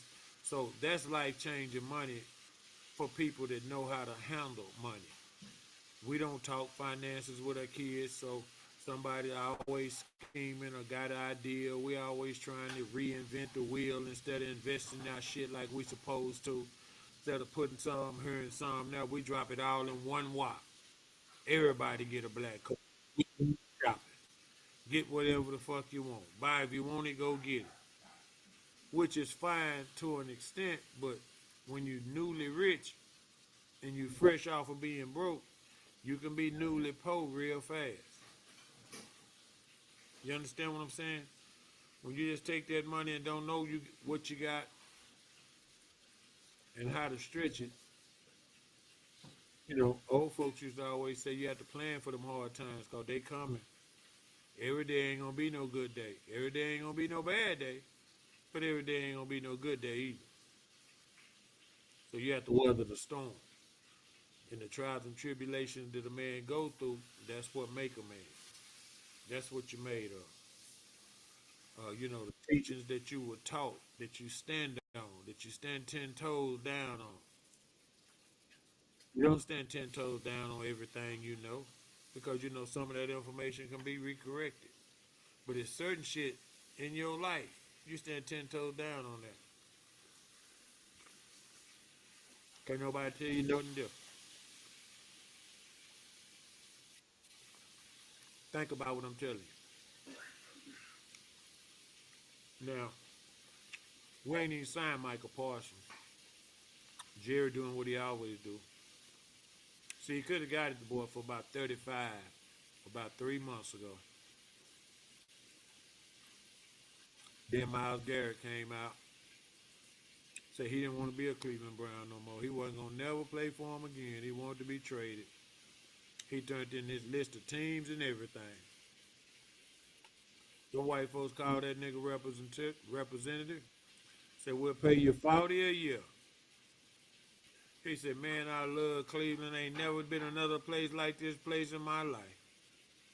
So that took us from 35 non-quarterback money. Michael wanted to be the highest non-quarterback. That's his little old goal. He get 2 sacks a game out of 70 plays. They say he worth it. And he's a hell of an athlete. But damn, 40 million? Okay. Then who came right behind that and signed some big deal? So that bumped it up to 40, 42? So now we got to pay Michael 45 right now, and the boy from Cincinnati ain't even got his money yet. Max Crosby, that's who I'm thinking about, the boy for the Raiders. He went first, and then Miles Garrett, and now here we is with Michael. And he going to get Jennings right now. But they going to pay him. They done paid Drew Higgins. They done paid Jamal. But the only thing they got on defense that's consistent, that even remotely looks like, yeah. Because they had a couple of boys out of Baylor a few years back, some safeties, and a cornerback that I thought were going to be all right. They got shipped off somewhere. They really ain't materialized, but you got to get opportunity in the right scheme to be able to show what you got when you get to that level. Because all of those boys were all city, all those boys were all state, all those boys was first team in college. You get what I'm saying? I don't want that one.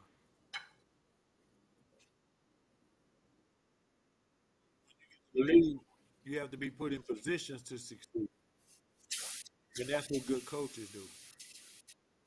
See, good coaches, if you run a slant and that's your bread and butter, well, a good coach gonna call a slant for you because that's your bread and butter. He's not gonna tell you to run an out. He's not gonna tell you got to run a post pattern. If the slant is your bread and butter, we're gonna work that in there. Well, you gonna get this slant. Jerry, he has no clue of none of this that I'm talking about. I think he might be senile or something, got dementia or something. Yeah, something totally wrong with him because they just driving a little old buggy down the street like ain't nobody saying, we got cars flying. You can get out of the goddamn horse and buggy, but because, but because he got more money than everybody else, that's how it works. So for me and Jerry and the Cowboys, we're not talking about a running back in the draft or they gonna get another wide receiver. Everybody thinking Ashton Gentry is gonna be there. I don't think he's gonna be there for the pick. It's just too many teams in front of us to get a running back. But now the boy out of North Carolina, I like him a lot. Oh, I like him. 28, yeah. I think that's the real deal. He's about 6'2", 225, running 4'4". Yeah, and he runs with the rock. You know what I mean? He deliver the blows. He don't just when you reach and he fall. No, you got to tackle him. So y'all know every time we get a good running back, we have a good team. Yeah, every time we get a good running back, we get a good team. We wouldn't have had the team of the '90s if we didn't trade Herschel Walker. You understand? All that goes. You know what I'm saying? Hey, baby, but you all right? But at the same time, when you start talking about the Cowboys and what we're doing, absolutely nothing. So what are the chances that we're gonna be better this year than we were last year? Absolutely none. But I'm a glutton for punishment because I'm a Cowboy fan. I'm D-Town bred, D-Town fed. When I leave this motherfucker, I'm gonna be D-Town dead. Know that. That's fact. That's not something that people talk about. So Jerry then got us so. I believe now people are so not used to the Cowboys winning it that they expect for us to lose it. When we used to every year, they thought we might win it. Yeah, Tom Landry had like 20 years in the playoffs, and every year he was in the playoffs, they thought he might do something. He was never the one, oh, he going to be an easy out. They knew he was going to bring his A game, and they knew he had some boys. Now, if they was out, we had enough healthy and all that, that was another thing, but they knew. Jimmy Little lasted about 7 years before free agency kicked in '95 or whatever, and boom, boom, boom, knocked us on out the box. But Jerry, he act like he don't get it. They got a receiver out of Arizona, T-Mac, and he looked like Keyshawn Johnson on steroids. And for people that don't understand, Keyshawn was the first pick in the draft, so put that in your pipe and smoke. That let you know he had some. I ain't just comparing him with anybody. Now Texas got two receivers, and they might first round, second round. But the boy that everybody overlooking is the boy at Ohio State. I don't understand why he ain't the first receiver. He running 4-4. He done played the last 3 years with everybody. And right now today, he got more yards, more touchdowns, more receptions than all of them. And he was never the number one receiver. Do you hear what I'm saying? And he was sure-handed. And he's a master of the route tree. There is no shortness to his game. It's not like, oh, well, he don't run block. Yes, he do. Oh, he blocks his ass off. I don't, that kind of puzzles me when I do my little research and I'm on YouTube and I'm listening to people blogs and they little pre-mock drafts, and it's like they got this boy like the fourth or fifth receiver. They got a boy out of Missouri in front of him. Now they talking about the boy out of Texas, Golden.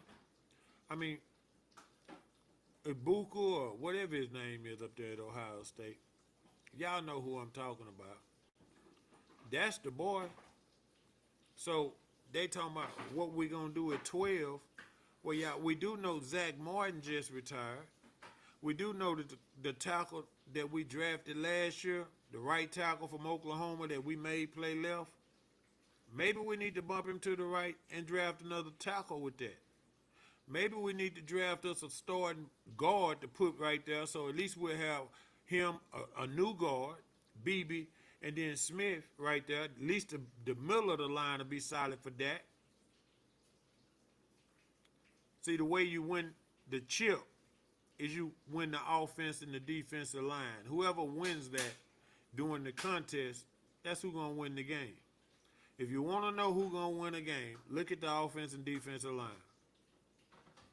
Who's ever more effective? That's right there. If the offense flinging the ball around and running around, that means that line blocking.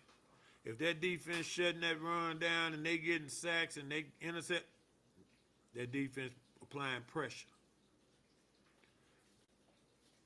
Just like I told y'all earlier, it's rules to everything.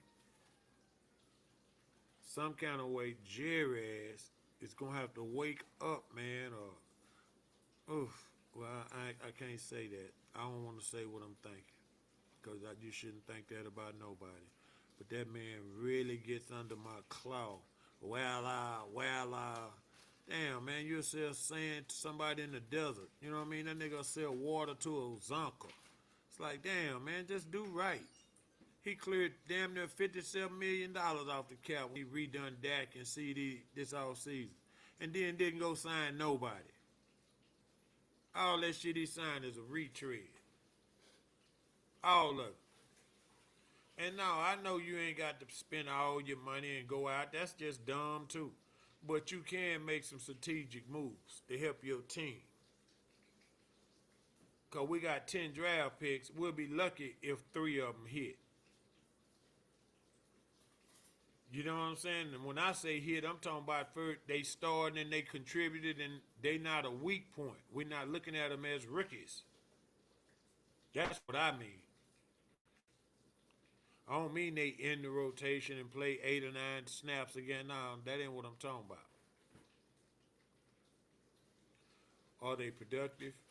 Are they helping us achieve our goal? Are we better than we was last year at that position? Well, out of our 10 draft picks, none of them in the 4th. Thank you, Jerry, with your Trey Lance bullshit. How many of those picks do we really think are going to be productive people on our team, man? How many of them? Our running back room look like garbage, if you ask me. We got Deuce Vaughn, the little cat out of Kansas, but they never let him play. They keep telling him he too little. So why y'all draft him? Because he was that size when we drafted him. We let Rico walk, and then we signed his goddamn replacement. Then we signed the boy from Denver. Now, the boy from Denver, he used to have some, but now he coming off knee injuries too. Again, that $3 million shit. We ain't trying to go really get nobody. So that means we're going to draft a back. I would guess. But now, we can't draft every damn thing we need. Not and expect for them to come in and contribute as rookies, you know, and make our team more productive in whatever role we draft them in. Like now, they got this thing, they let Jordan Lewis go in free agency, now they want to get a cornerback. Well, damn, you can't get a running back, an offensive lineman, a wide receiver, a defensive lineman, a linebacker. Now we need a cornerback too? You get what I'm saying? So, yeah, we got the picks, but are we going to hit on all those picks? And the only thing we can do is look at the history.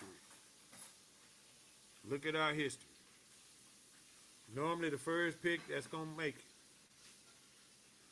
Second pick, Jerry like, you know, injured players. Players, he like, if he wasn't hurt, he'd be a this. He like that with his second round pick.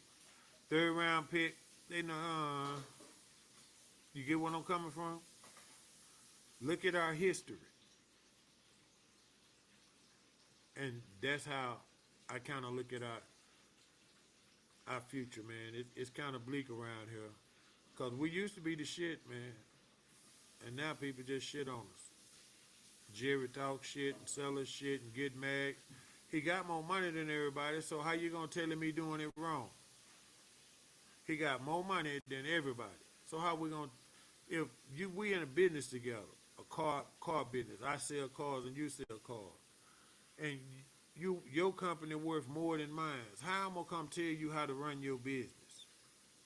How a nigga coming in there to buy a car from you gonna tell you you doing it wrong? Think about it. They put him in the Hall of Fame as an owner and a general manager. Now I admit, as an owner, he definitely a first ballot Hall of Fame. He know how to get that paper. Hell, I think Jared's will open right now. He know how to get to the paper. But as a general manager, Lord, when I talk bad, I'm talking catastrophically bad. And the reason what makes him so bad is he don't like to admit his mistakes. You know, he'll draft somebody out, make a bad trade, and just hold on to him like, no, if you get them and check them out, and that ain't what it is, tell them to keep on pushing it up the road. But if they got some, then put them on the team and implement them in the game plan. Whatever you got them for, let them do that.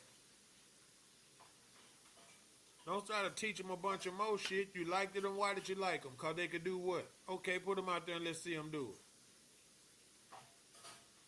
Kind of simple to me. And Jerry ass, he's so slick. He got advertisement.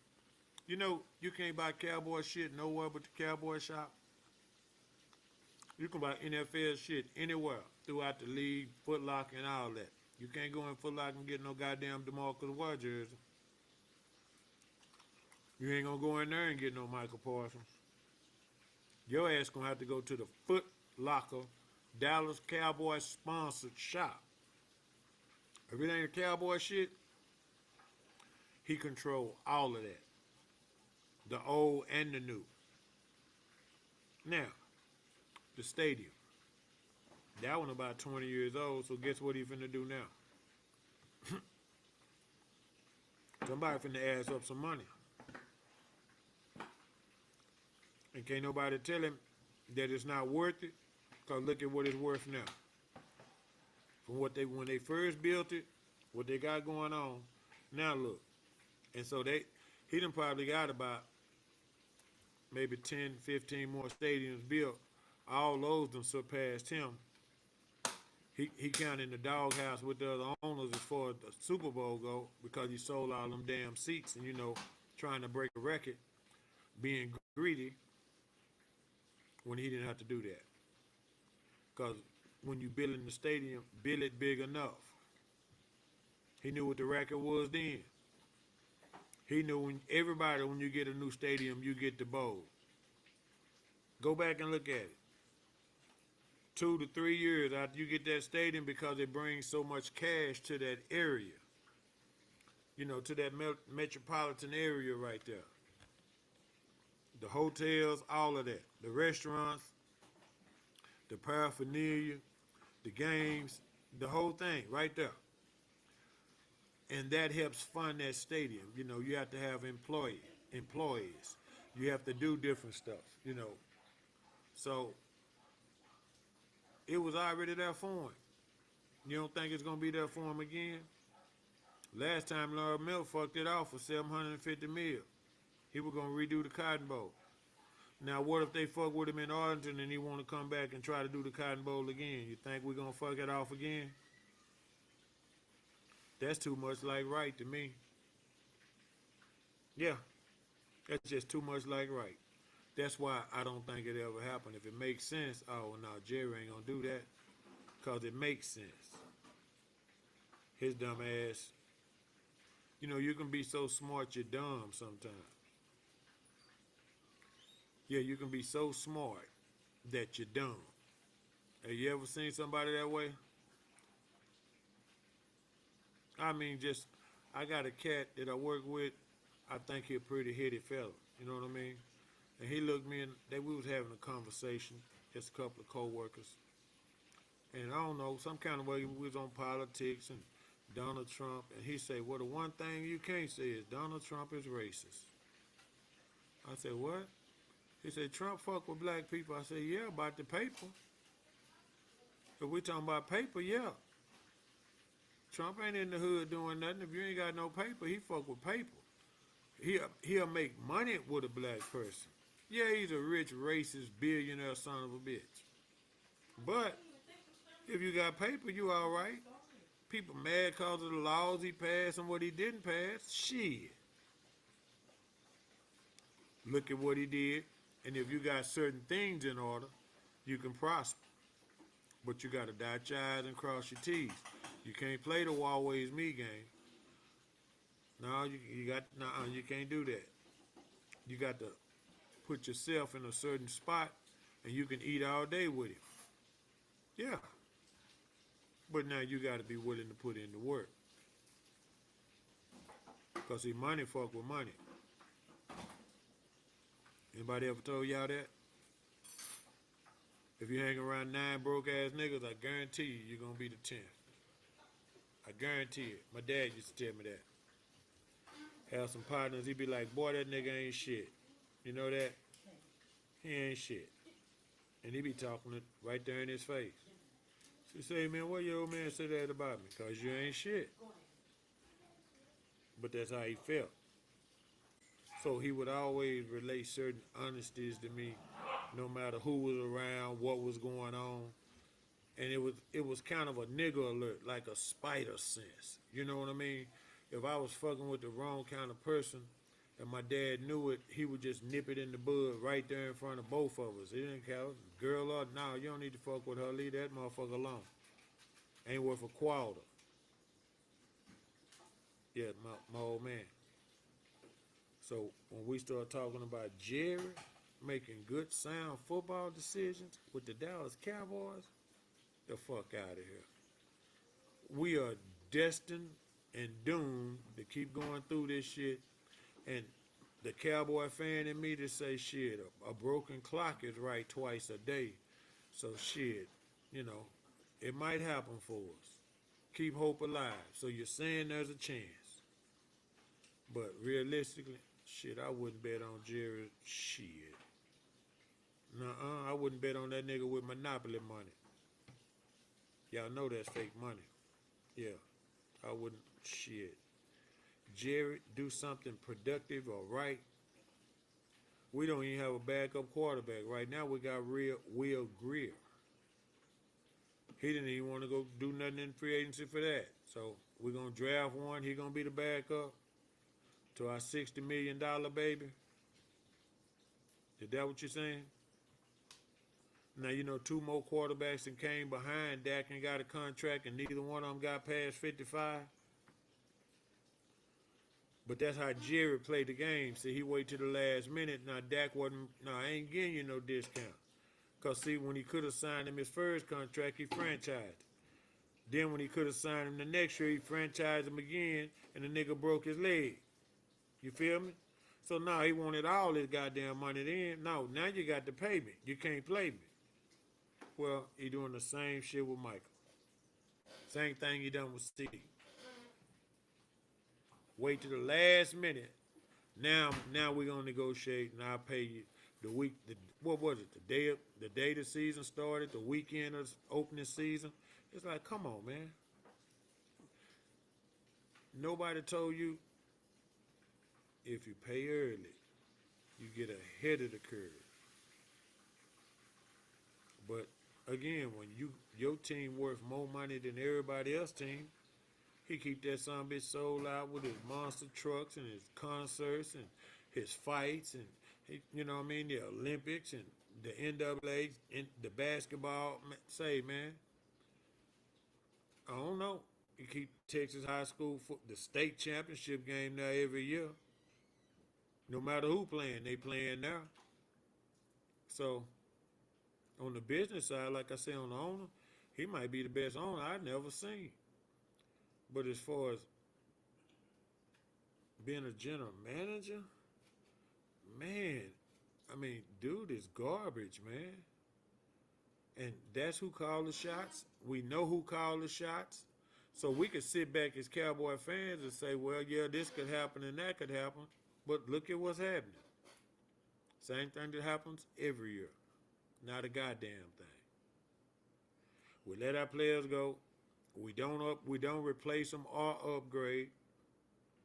And now this year, he go sign 10 motherfuckers and they all for backup roles. Well, that tell you you're going to have a sorry ass team when you're not getting people that can play. Your backups need to be able to play. Like Jimmy used to say, if I put your ass in there, you better be able to play. Hell, he cut one nigga fumble again.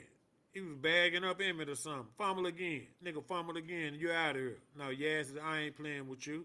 It was your turn to play. Regardless of the circumstance of the game. We cannot afford these fumbles and turnovers. It's a mindset. You got to protect the ball, high and tight. Jared don't seem to remember what it took. You know what I mean? Because Jimmy was running the football. He was running the business. People give him so much credit for all of the trades and all that. That's all bullshit. That was Jimmy, man. First 5 years was all Jimmy. The Herschel Walker trade all the way to signing Charles Haley and Tony Casillas. All that was Jimmy. But as time lapsed, you know, words are spoken. Little lies turn into big lies before you know it. Oh, no, he always been in there. No, he wasn't. He wasn't in there in the beginning. And we had so much more success when his eyes was not on the football operation side of it. When Jerry wasn't concentrating on who we getting, why we getting them, who gonna play, who the coaches, how much they making, when he wasn't concentrating on that, we were winning, dog, at a high clip. 3 out of 4 Super Bowls, should have been 4 in a row. Barry Switzer eating a goddamn hot dog on the sideline, Cadillac Johnson, and we fucked it off. Yeah. But Jerry come back, open his pocketbook, sign Dion, boom. Now we shift the power right back. See, we won in 92 and 93, walk right through their ass. They signed Dion, put Dion over there on Mike, now we got a problem. They win the bitch. Jerry come in, open, okay, boom, he signed Dion. Now we win the bitch. So, and that's because they took Ken Norton from us. I do believe that, you know, rich people with their little spiteful games, rich motherfuckers playing little boy games. You know what I mean? You take this one, I'm going to take this from you, that type shit. Because both teams are very formidable. And it was a war every time they met. So Jerry know what good football is. He know what it looked like. He played on a championship team in college. I just don't understand why he want to be the end all when everybody know he own the team. Nigga, all the money yours. We know that. We know this. Why do we have to keep pushing the envelope like that, guys? I don't understand why he won't get off the gas. First of all, hire a president of football operations, a vice president of football operations, hire somebody to run the staff, the scouting department, hire a head coach and allow the head coach to hire his own coordinators. Then that scout, the head team that they hired, the head scout that he hired, now each coach can bring in their own little old scout. Hey, man, he know what I like. This is who I need. Boom, boom, boom. Build it that way and let the chips hit the fan like everybody else do it. See, I'm not asking them to do nothing that's like, oh, no, I'm going to do my way. No, this is what everybody do. That's what they do. That's how they work. The head coach normally hire his offensive defense coordinators. And, you know, they buddies and shit, buddies on top of buddies. But that's the coaching profession. When people talk about nepotism, I bring that up from time to time because everybody went crazy when Bronny got drafted. Second round, 55th pick. Okay. That motherfucker ain't gonna play every year no way. He can't play. Whoever get picked 3 picks before the end of the draft normally gonna get cut. Somebody that everybody say can't play. So why come he can't have a shot? The old man, he gave y'all 20 years on the front line. Yep. Nigga didn't have no daddy.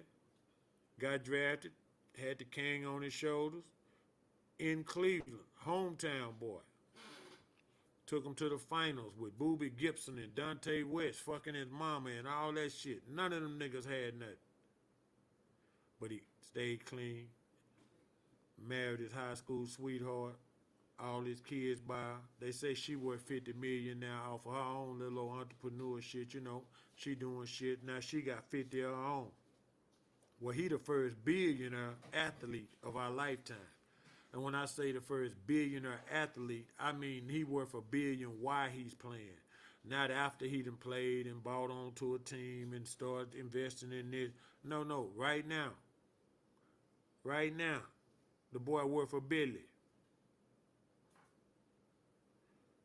So, for him to be all that he's been to the NBA, and even Luka looked up to him, you know, that's who Luka looked up to. That's around the world. I said that to let y'all know it's global. That boy global. You know, when he in China, yeah, you got to get out of there. Because if he say the wrong shit, he fucked. What do y'all think they mass produce all this shit we were? Slow down, think about it. We have to be careful what we say and who we say it to. The more money you got, the more careful you have to be with your words. Think about that boy coming in at 18 like that, man, with no daddy. Mama a hoe. And look at what he did. Look at what he did, man. They ain't found now mistress, now side brow, nothing. And ain't nobody said he was perfect. It ain't what you do, it's how you do shit. But his wife don't have to turn over in her shit. She don't have to see shit. Ain't no more babies coming around and shit. Oh, this must... No, none of that. And he was on the road 20 years. Not to mention a nigga 40 scoring 40.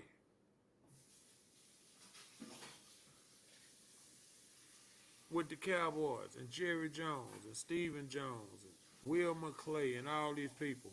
How many of these people in our organization that we feel like before the Cowboys, before they got the job here, are qualified for the job that they got here?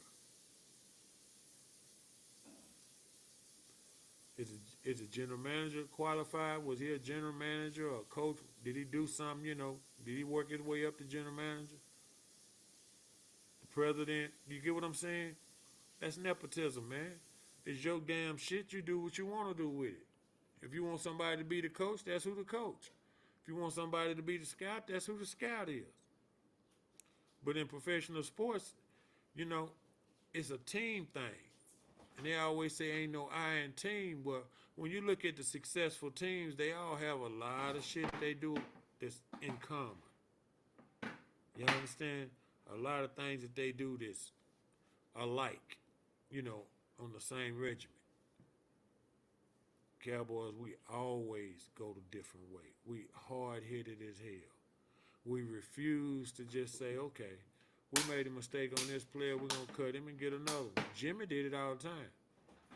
Shit, if your ass couldn't play, if Jimmy drafted you, some nigga had asthma or something, Jimmy say, nigga, the asthma field over there. We practicing right here. See, most people will say, damn, he heartless. Nah, he trying to win a chip, man. I love you to death, but if you can't help me win the chip, you don't need to be out here. Just point blank, that simple. We don't look, you know, Jerry, say, man, he do shit so ass backwards with the Cowboys. And it's so sad because we are such a loyal fan base, man. And we still know we the shit. Everybody know we the shit. We worth more money than all them motherfuckers, and we ain't won nothing in 30 years. What y'all think would happen if we actually won something? How much motherfucking cocksucking money do you think we will be worth then? If we actually won a Super Bowl or two in the next 5 years. Do you realize how much shit he would sell? And think about that. We worth more money now than any motherfucking sports franchise in the history of the world. Past or present. And I ain't talking about just football. Any sports organization, even them soccer motherfuckers. All up. How much money will we be worth if we actually won the motherfucker?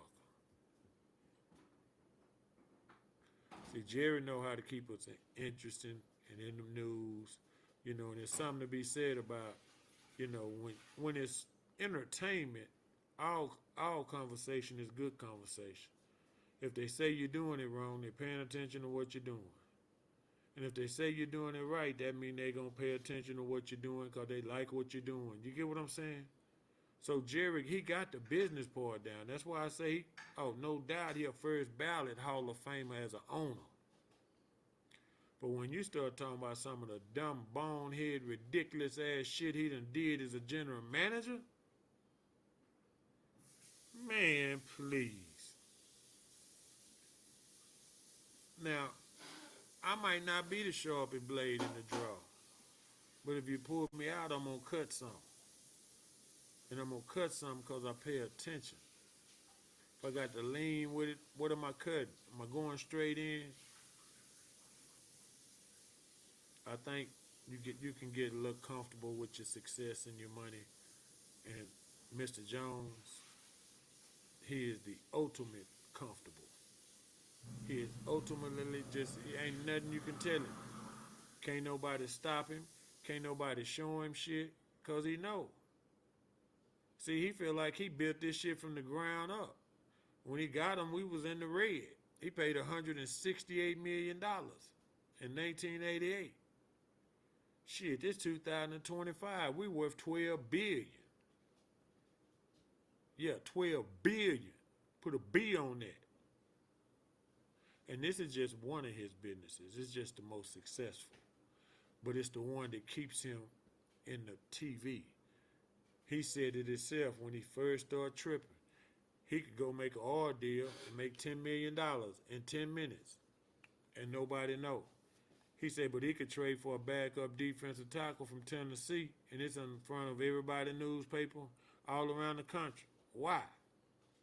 Because we the Dallas Cowboys. Because of the marketing that's been done. Because of all of the years of hard working and being competitive and about winning championships.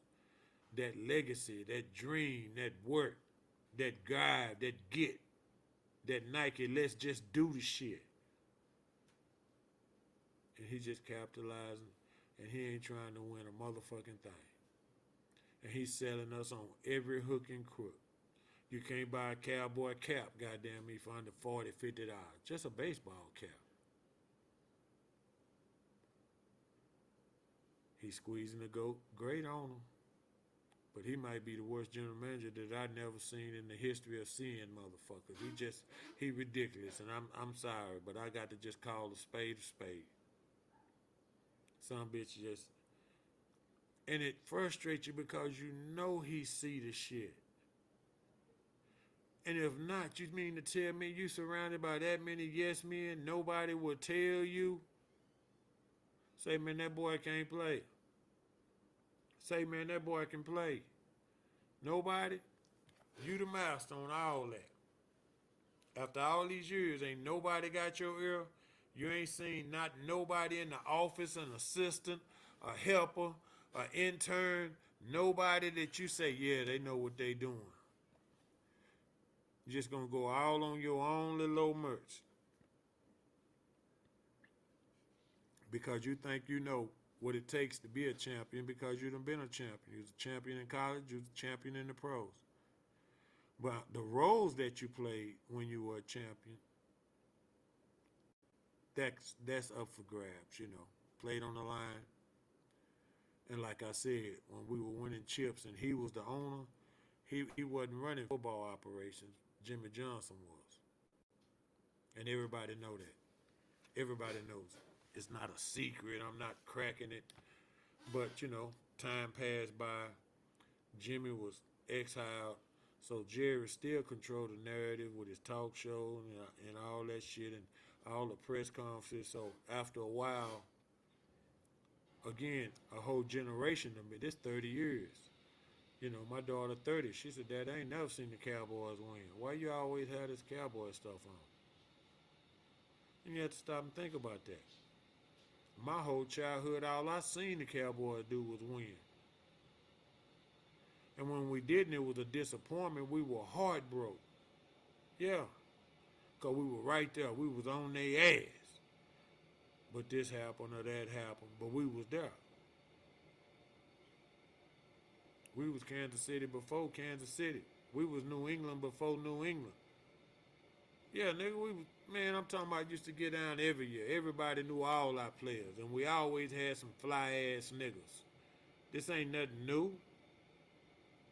We always had some troublesome motherfuckers. Always. But we won. We competed at the highest level as a team, man. And we had structure in our organization. It wasn't no one person run every damn thing. It was almost like running a company that had a board, a board. You the president, you the vice president, you know what I mean? You the secretary. I mean, everybody had a position and they played their position. And if you didn't play your position, your ass was replaced. The owner didn't do none of that. The head coach did that. The general manager did that. When it's time for the draft, we're going to tell you who to call. Yeah, you can sit in the chair and play big dog. We drafted him. This is what you say. This is what you read. If it was me dealing with Jerry Jones. You mean tell me he don't respect nobody enough to allow them to help him undo the shit that he done messed up? Because we can't fix this in no one off season. The problems that we got run deep. He hired a dude, ain't never been a head coach nowhere. Because the daddy was a great head coach. Go figure. And he might be a good coach here because they did hire a hell of a coaching staff. And a head coach is really only good as his coaching staff. If you got a A1 coaching staff, then the head coach is really just like the manager of a game. You know what I mean? He watches the clock, the timeouts, the down and distance for first downs. But the offensive coordinator calls the offensive plays, and the defensive coordinator calls the defensive plays. The special teams coordinator calls the special team plays. The head coach oversees everything. So if the message that he's trying to drill home is run the football, run the football. The first thing we got to get is an offensive line and a running back. Well, again, we can't address everything in this one off season. So we got to see how long Jerry gonna stay pat with the everything's all right shit. I really hope that we don't sell out this year some games. You got to touch his pockets to get his attention, I believe. If we don't, as long as he's sold out, his ears is clogged up. Yeah, they clogged up. Now, when he stopped being sold out, when that stadium when you have to start covering them seats up with all them pictures and banners and all that shit, then I think we'll get some attention, get some act right. Because that's going to affect him getting a new stadium. That's going to affect him getting new sponsorship. That's going to affect a lot of things, the programming, everything. Now you got his attention. And you say, well, what's wrong with it, man? We're not happy with what you're putting on the field and how you running this team. How you got the whole organization set up ass backwards to where it's just you. You got to put people in place no matter what you do in life and trust them to do their job. And if they don't do their job, you fire them and you hire somebody else to do it. It's 32 teams in the NFL. 31 of them have an owner and a general manager and a president, and those people are somebody different, except one.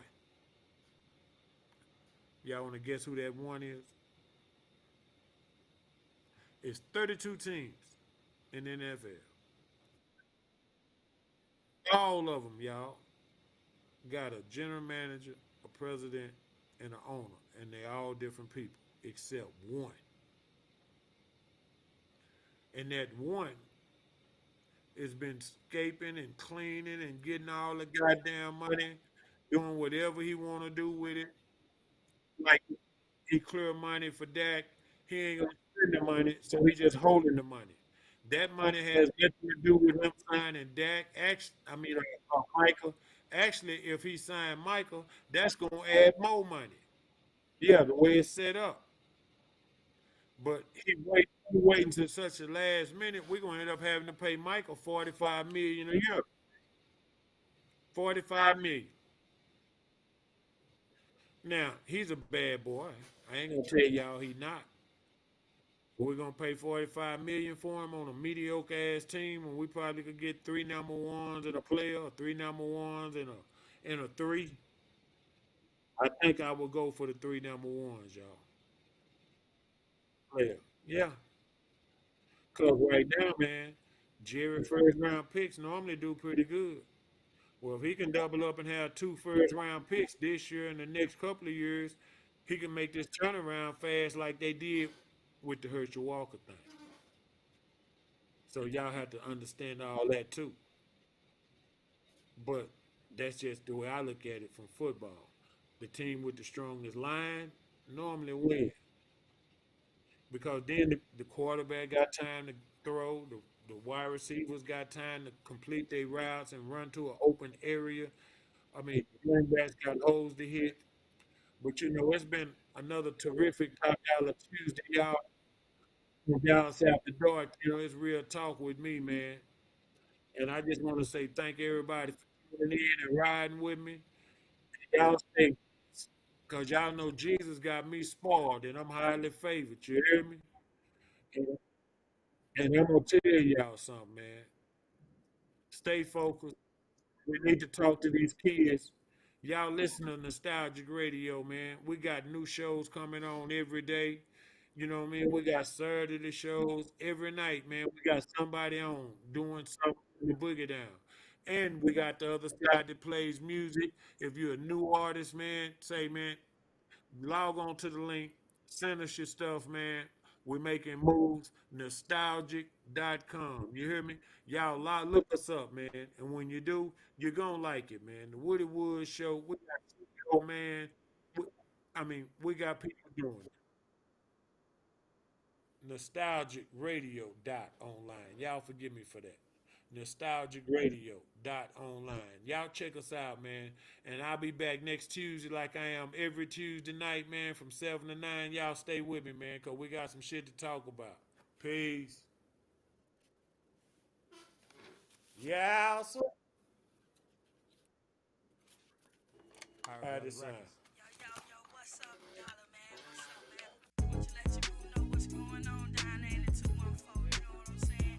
Everybody been coming out with their stuff, you know what I'm talking about? We hearing from everybody. We want to know what's going on down there in D-Town, you know what I'm talking about? Where them real thugs at, you know what I'm talking about? Where them boys at, you know what I'm talking about? Want you let your booze know what's going on? Holler at us one time, you know what I'm talking about? Give me some, where you at, boy? Here's your 411 on that 214. Y'all dial 911 if my shit don't blow. A pioneer with this rap as far as Dallas concerned. With gold grills, with Oscar boots, with plenty money to burn. The last man to hit the door and I be the last man standing. I'll be there when the deal go down cause I done applied it and planned it. You got to spread your hustle. It ain't about just flexing your muscle. Cause when the folks get at your ass, you ain't got nothing but trouble. You got the dip switch ride, put the game in overdrive. Premeditation thoughts and moves, the only way you survive.